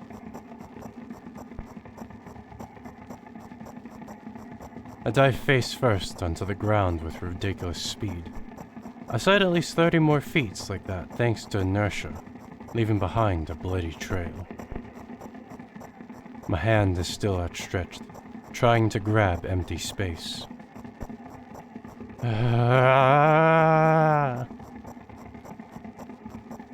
Tears stream down my face, making the numerous scratches burn. I try to wipe them, but I scream and yank my hand away the moment I touch my face. My lips and nose are now a mushy mess. Somebody, help! The other side of the door is completely silent. The silence reigns for an excruciatingly long time. However, at some point, that silent torture ends. Hey, I can see you. I try to reply, but stifled whimpers come out of my throat instead of words. Are you hurt? Yes. Yes. I stand up from my knees, despite continuing to cry. I take a couple of deep breaths and start running again. I keep running for hours. I feel like the door is closer to me by an inch or two now. I almost let myself stop or rest at that thought.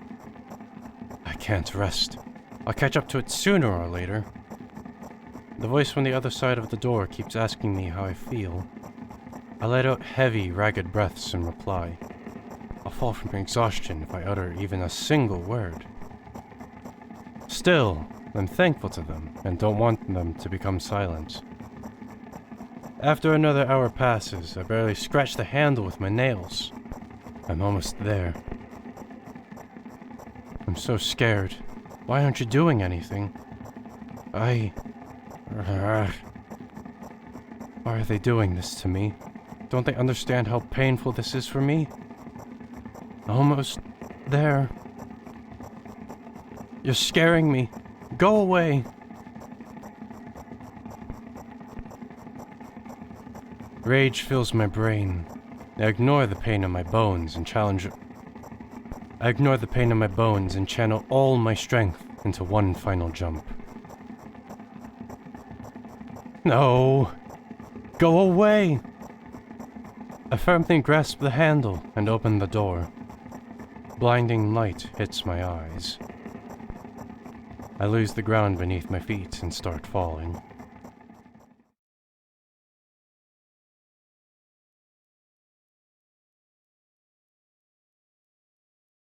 I'm lying face down in grass. I smell water, earth, and the dampness of the night. And grass, of course. The wind tickles the back of my head. It howls and jumps around restlessly. Lying down like this is unpleasant and rude when nature is so alive around me with sounds and, I'm pretty sure, colors too. I stand up, full of anticipation.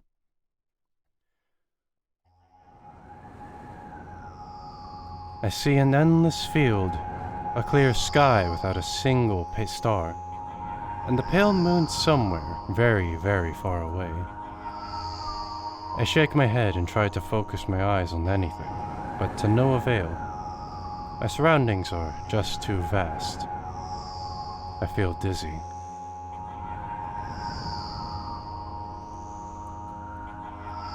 Bam! I'm lying in the thick, wet grass again. But this time, I'm looking at the darkness of a night sky instead of just darkness. Is there any real difference, though? The wind howls. It's clearly upset. But what can I do about it? I hear an indiscernible echo coming from far away. A wolf or something else. Does it even matter? I'm in the grass. I'm in the grass. Nobody can see me. Whoa. The echo draws closer and closer. At some point I realize that it's not a wolf.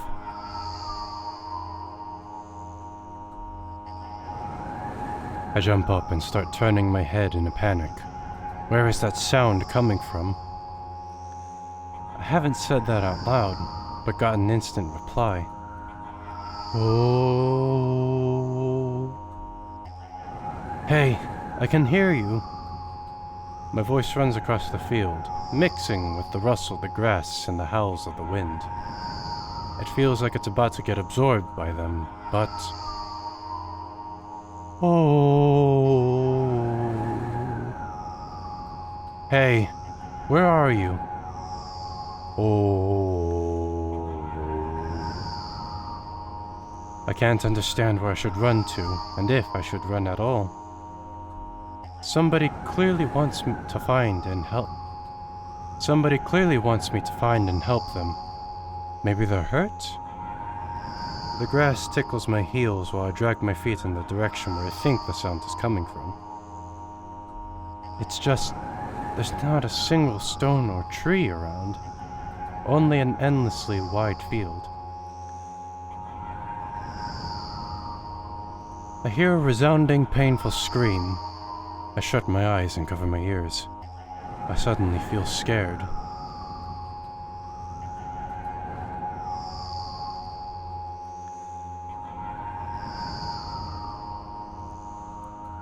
The screams turn into a cry. I carefully raise my head, still scared to death.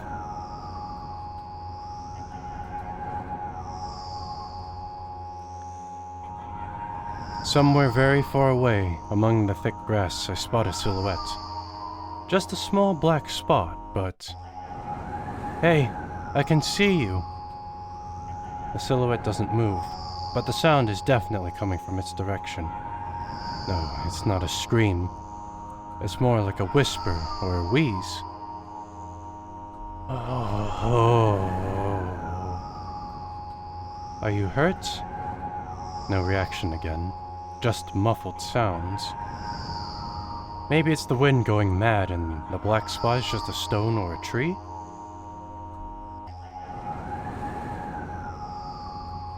I walk away, disappointed. 100 steps, 200 steps. And then I turn around. Surprisingly, the spot hasn't become smaller. I start jogging. The grass is no longer tickling me. It's whipping my ankles. It's whipping my ankles, leaving cuts. Feelings of panic. Feelings of panic and unexplainable dread grow inside me. A stone, a tree. Why the hell is this field endless? I don't turn around anymore. I know that it's chasing me. The sounds reaching my ears become even stranger, louder, and more distinct. The wind is bullying me too, huh? Isn't that right? That's the case, right? Finally, I stop. I ran out of breath. I'm at the brink of dying. At least, I think so. Oh. The horrifying voice is right behind me. I turn around instinctively and, for some reason, try to shield my face, but end up losing balance and falling to the ground. The grass replies with a nasty, crackling rustle. Oh. I've had enough.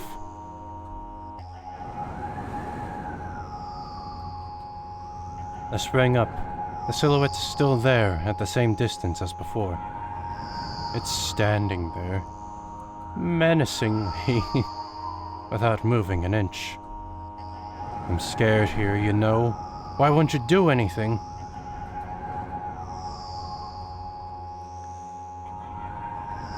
The silhouette trembles and then starts slowly gliding towards me, followed by new sounds, wheezes, moans.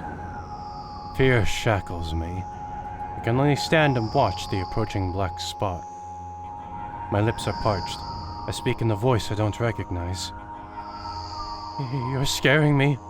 Go away.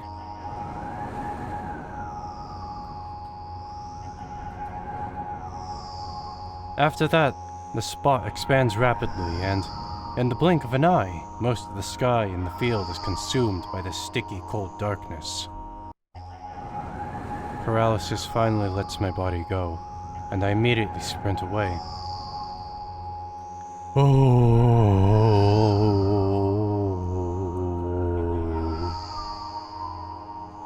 I run so fast, the grass turns into a dark green mush under my feet. I slip up, fall, run again.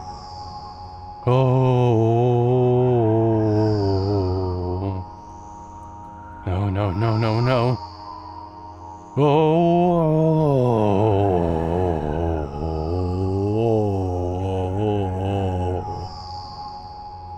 I really poured my soul into that one. No! Go away! An unknown force turns my head with a crunching sound, and the darkness consumes everything.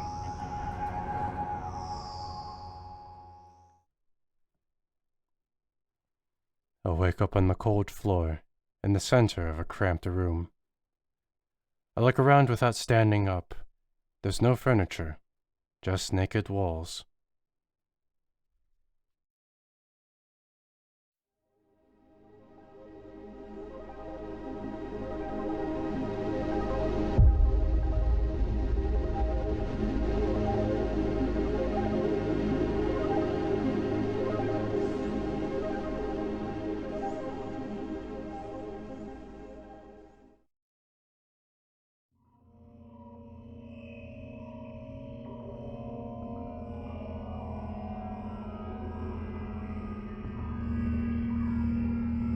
I wake up and immediately almost lose consciousness from horror. A thin metal stairway snakes around a giant column, disappearing into the darkness. I press myself into the cold wall and pray that I freeze into it. This feeling, I know I've spent a couple of hours or days here, but I don't know how high the column is. I don't know whether I'm going up or down.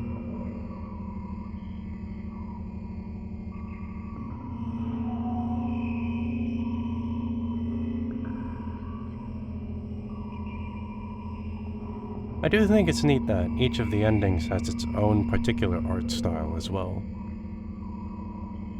A billion pounds of concrete and a million miles of emptiness.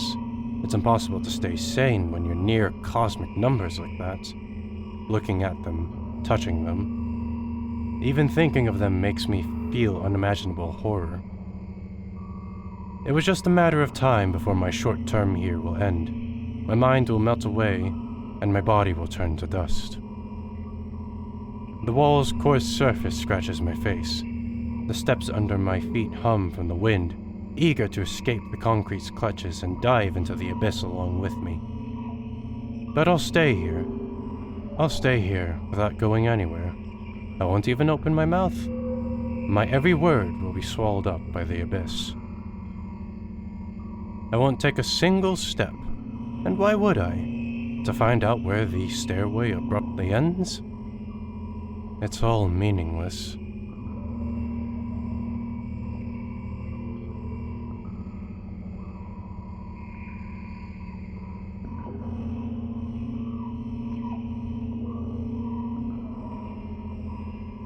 Many units of time pass, but I'm still unmoving. My whole body is trembling, but then I realize it's the whole space around me that is trembling. It can't wait to destroy me. Maybe I should gather my will and at least turn my head? That thought doesn't stay in my head for long. It's torn out with inhuman force. Unaware of what's about to happen, I slowly turn my whole body with a squeak. No, this is not what I wanted. Don't! I have no idea what that is supposed to be. Amongst the silence sings a lonely colossus, unmoving. Until the music stops, the bridge across the dark abyss cannot be seen.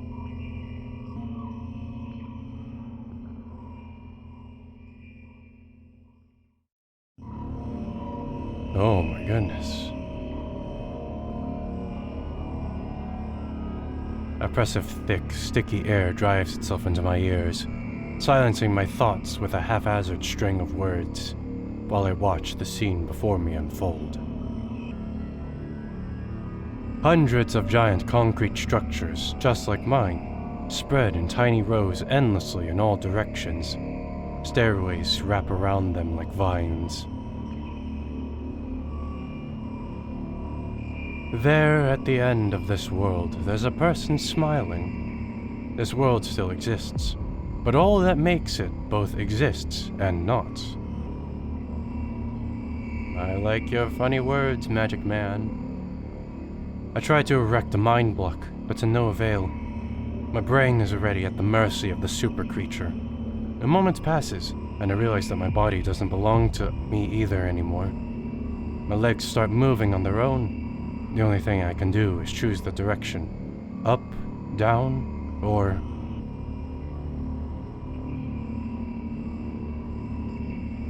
The crowd notices blood on Wazik's hands. He runs away. Mendel appears. He has nothing human about him, apart from his excessive grace and hidden elegance.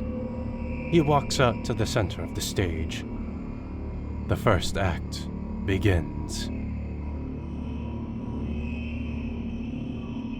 Foreign thoughts become even more incoherent. There's less and less space for my own.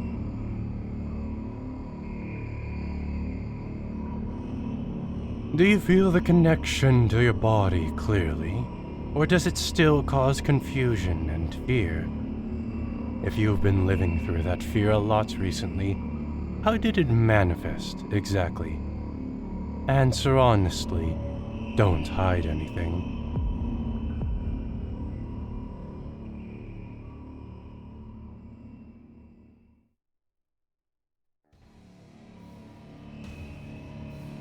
Ooh, now we're getting that gritty rock feeling.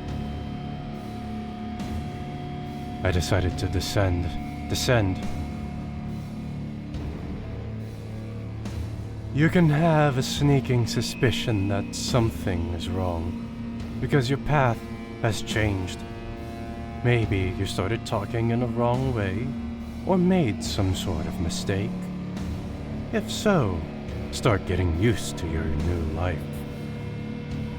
Try creating imagery that would instill the feeling that everything is as it should be, and with time, it will create a new order inside you. I don't doubt that you're going through some hard times, but you have to make sacrifices. Grow up. Only then you'll be able to obtain the meaning of life. Do you get it? Try that if you find it important.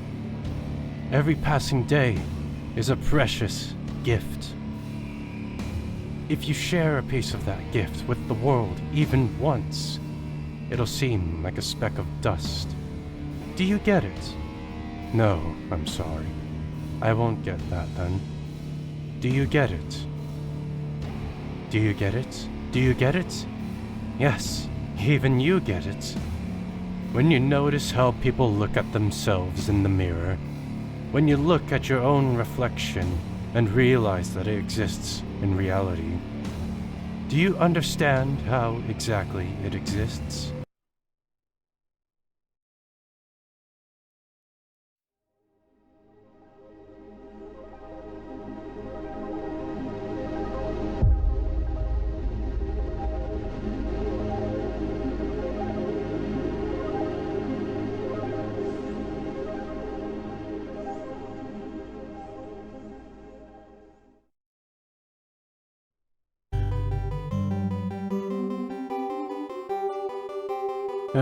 Another terrible morning.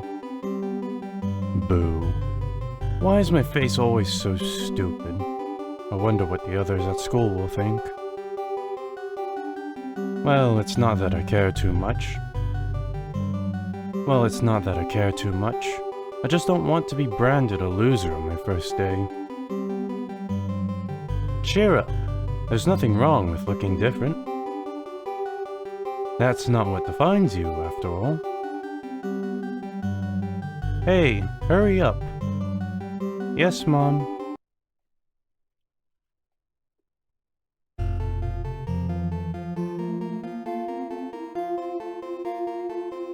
Another terrible morning.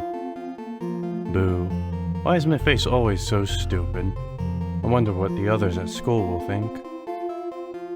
Well, it's not that I care too much. I just don't want to be branded a loser on my first day. Cheer up. There's nothing wrong with looking different. That's not what defines you, after all. Hey, hurry up. Yes, Mom.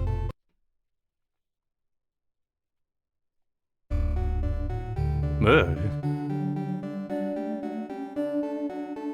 Ah yes, another terrible morning. Boo, why is my face always so stupid?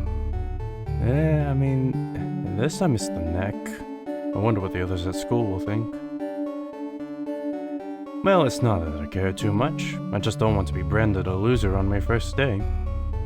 Cheer up. There's nothing wrong with looking different. That's not what defines you, after all.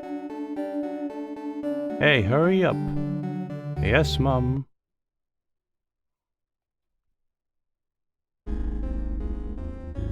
Well, now there is no face.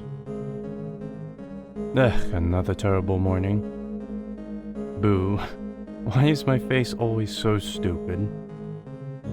I wonder what the others at school will think. I wonder what the others at school will think.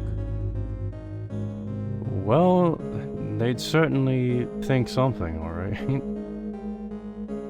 Well, it's not that I care too much. I just don't want to be branded a loser on my first day. Cheer up. There's nothing wrong with looking different. That's not what defines you, after all.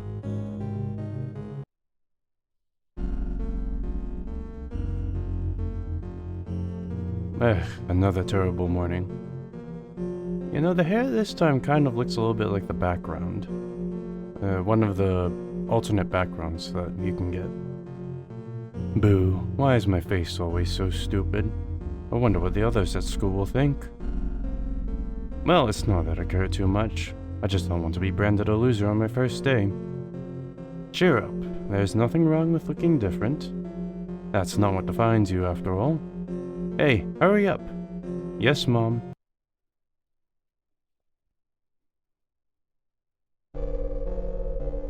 Okay, well, now there's a doppelganger right behind me now. Ugh, another terrible morning. Boo. Why is my face always so stupid? I wonder what the others at school will think. Well, it's not that I care too much. I just don't want to be branded a loser on my first day. Cheer up, there's nothing wrong with looking different. That's not what defines you, after all. Hey, hurry up. Yes, Mom. Yes, I will keep reading it every single time. Well, you're looking a little bit droopy-eyed there. Another terrible morning. Boo, why is my face always so stupid? I wonder what the others at school will think. Well, it's not that I care too much. I just don't want to be branded a loser on my first day. Cheer up. There's nothing wrong with looking different. That's not what defines you, after all. Hey, hurry up. Yes, Mom.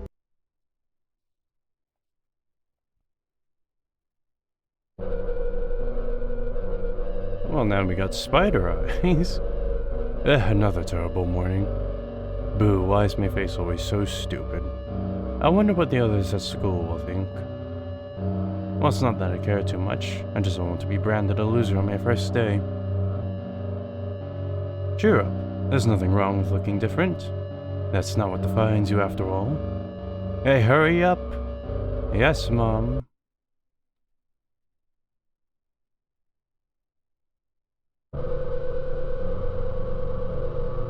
Well, there's no head now. Another terrible morning. Boo, why is my face always so stupid? What face? There's no face. There's not even a head. I wonder what the others at school will think. Well, it's not that I care too much. I just don't want to be branded a loser on my first day. Cheer up. There's nothing wrong with looking different. That's not what defines you, after all. Hey, hurry up. Yes, Mom.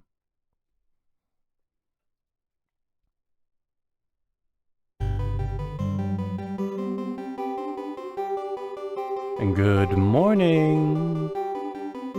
I feel wonderful today. Can't wait for my first day at school. Hey, hurry up. Yes, Mom. Well, apparently the best face is to have no face.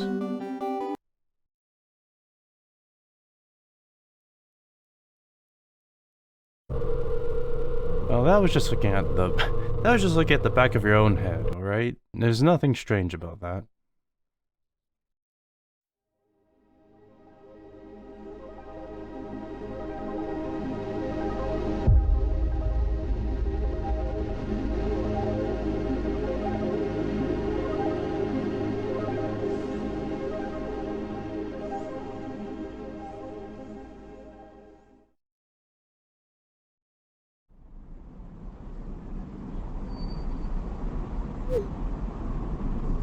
Hello, thank you for choosing our pizzeria. You know, this place is so empty, though I don't feel particularly good or bad because of it. I'm all alone, but at the same time it feels like I'm not. There's a lot of thoughts in my head. They always keep me entertained. I could create a whole world with them. I'm sure it'll be able to fill the void around me if I try hard enough. Although, no matter how much I think, my surroundings don't change. Yes, things happened in my head, but they never left its premises. And it's not like I tried to suppress them. Maybe they were afraid to come out?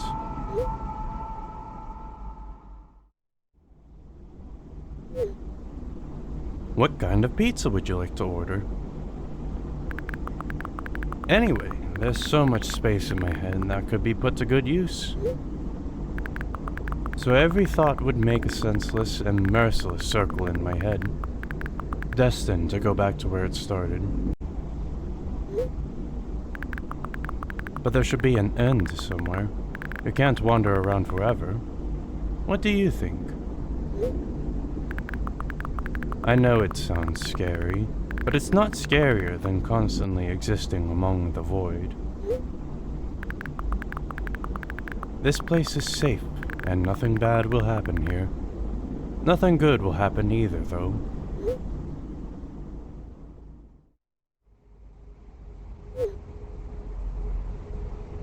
Please note that we have a special offer right now. 3 pizzas for the price of 2. Yeah, there's probably nothing good in having the same thoughts over and over. What's the point of having them anyway? I could have escaped from here, but I feel like my thoughts aren't helping me at all. They should be ashamed. Probably. It's nobody's fault that I can't even see a door here. I would have had it easier with one. I tried to find it. It turned out to be a waste of time. No matter where I look, it's not looking good. Pun not intended. And that strips me of the last bit of hope for salvation.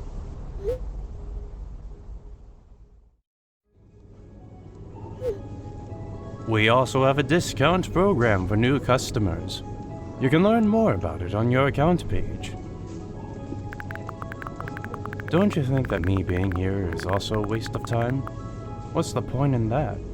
Ma'am, this is a 7-Eleven. I'm gonna need you to buy something or leave. I can just keep on thinking. And even then, my thoughts are as meaningless and empty as everything else. Does it mean that I'm not filling the void, but am a part of it? Then why should I feel anything? Why should I know that I exist? Although, I'm not even sure about that. This place is always neither warm nor cold. It's neutral. But at the same time, if I think about warmth, I feel warmth. Maybe this world corresponds to my thoughts. I wouldn't want to admit that I'm completely empty. I'm not the reason everything had disappeared, right? Can't I just adapt and get used to having nothing around me, since I can't do anything about it?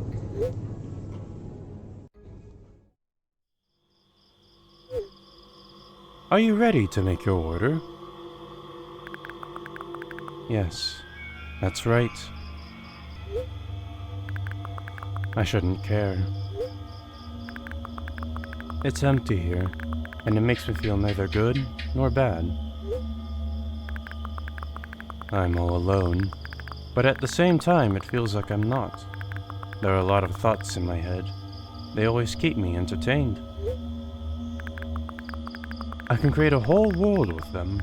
This place is safe, and nothing bad will happen here. Nothing good will happen either, though.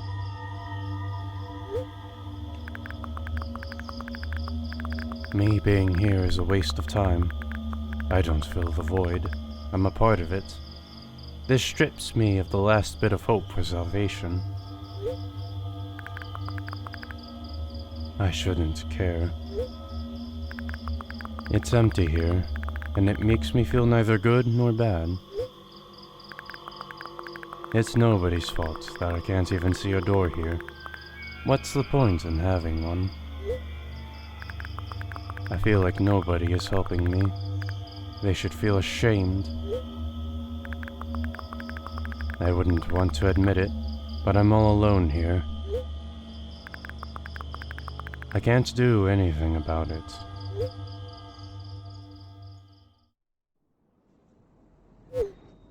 Please note that we have a special offer right now. 4 pizzas for the price of 2. Wow, now that's a bargain deal. I don't care that this place is empty. You hear? I feel neither good nor bad. I'm all alone. My head is full of thoughts. They eclipse the world around me. This space is pretty cramped, but at least it's safe. Even though I'll never feel good here. Does that mean existing is a waste of time? I need to decide, and my thoughts will help me. They'll lead me to the exit, and I'll be able to feel proud of myself. I'll be able to save myself. At the same time, I don't really care anymore. This place is empty, but it makes me feel neither good nor bad. I'm alone, but my head is full of thoughts. A whole world, one might say. If I try hard enough, it'll be able to fill all the void around me. Still, no matter how much I keep thinking, my surroundings don't change. Yes, something happened outside of my head, but...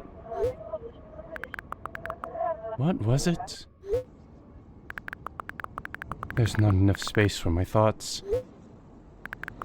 It's already filled with something else. Even if there's nothing around me, I'm still here.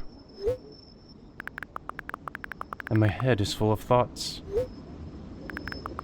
If I try hard enough... So the world isn't empty, after all. I can't see anything.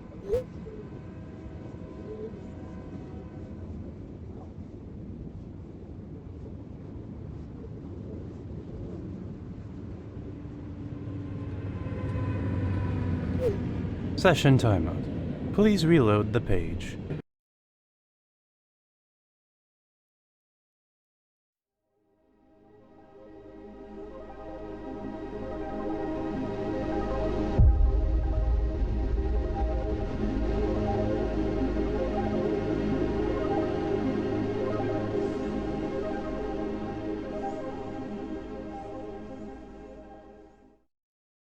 So that was milk outside a bag of milk outside a bag of milk. So I'm going to be going over each of the endings, which is going to be a bit lengthy. I'm sorry for that, but I just really want to talk about them and kind of give my own explanation for each of them. So with ending 1, I think the main purpose of this ending is just to give a different perspective on the first game. Kind of show, here's what the first game looked like to the normal, average person. None of the bears in the street, or mile-long ice cream, or weird figures, or any of that stuff. Other than that, I don't think there was really any other hidden meaning, so yeah. For the second ending, I think it's supposed to more so hone in on whenever she was getting cyberbullied. right? And the reasons behind why she loved the internet at her time. And it kind of makes sense. Like, before then, it seems that she was terribly alone. She didn't have any friends, she felt like there was no one out there. But then the door, which I think is supposed to be representative of the internet, or the PC, she ends up hearing someone on the other side. This causes her to be desperate to talk to this person, because it's like, hey, she's been alone for so long, here's finally that someone that comes around. Naturally, she's going to be desperate to not be alone anymore. You know, hence you have that running sequence towards the door. And when she finally reaches it, she's out in a big, grassy plain. My guess, this is a pot shot, but perhaps it's supposed to be a little bit of a nod to how, with Windows, how the default background used to be like the hill. You know the background I'm talking about. And then there's the shadowy figure, who I think is supposed to be the guy that ends up, you know, the person that causes her to shut herself from the internet for good. And whenever it ends up spreading out to a conglomeration of the figures, I think that's supposed to be representative of all the people that ended up cyberbullying her. Yeah. The third ending, I think this one kind of goes a bit into her feelings, I guess, of like, you know, the big looming void and her despair. And the big giant figure that pops up, I think, is supposed to be a therapist. And to her, the therapy didn't really, I guess, feel like help to her. It felt more like it was the therapist trying to tell her what to think and tell her what to do. Which I can understand that. Sometimes therapy, it doesn't exactly feel like helping. It feels more like someone else is programming your brain to think a certain way, and that it's not you choosing to feel that way, right? It can end up feeling very uncomfortable, and, you know. The fourth ending, I think this one is supposed to be more about her self-loathing, you know? Like, each and every single morning she says that she has a stupid face, and does try to have a silver lining to it, but at the end of the day, you know, she doesn't feel great about herself. She has no confidence. I think this one perhaps doesn't really have as much story as the other endings, because the story is in the fireflies whenever you collect those. So yeah, not exactly much else to say about this one. And then the final ending, the fifth one. This one I think is supposed to mainly show about how she has felt with her life. How it's felt devoid of meaning, it's felt pretty empty really, you know, and how she kind of in the beginning wished to escape into her imagination. When the world feels like such an empty place where it's neither bad, but also not good, it's not warm, but it's also not cold. Whenever the world feels like that to you, I can understand how enticing it is to just want to leave that world and just live in your imagination. And we can kind of see as the scenes progress that she loses more and more hope. At some point, she just simply doesn't care. She doesn't particularly want to leave the world, but at the same time, she doesn't want to live in it. Again, hitting on the whole thing how it's not bad, but it's also not good. It's not cold, but it's also not warm. And I think the last few scenes could perhaps be representative of her desire to die. She doesn't care about the world anymore. She doesn't care to live in it. And if that's the case, then why live in it? Why exist if it's so empty? It's something to think about for sure. And yeah, overall I think the different endings are just meant to give more story as to what happened to her, what her mental state is, what goes on in her mind. But yeah, anyway, thank you so much for watching, and wherever you are, I wish you a good day, evening, or night, and stay safe everyone.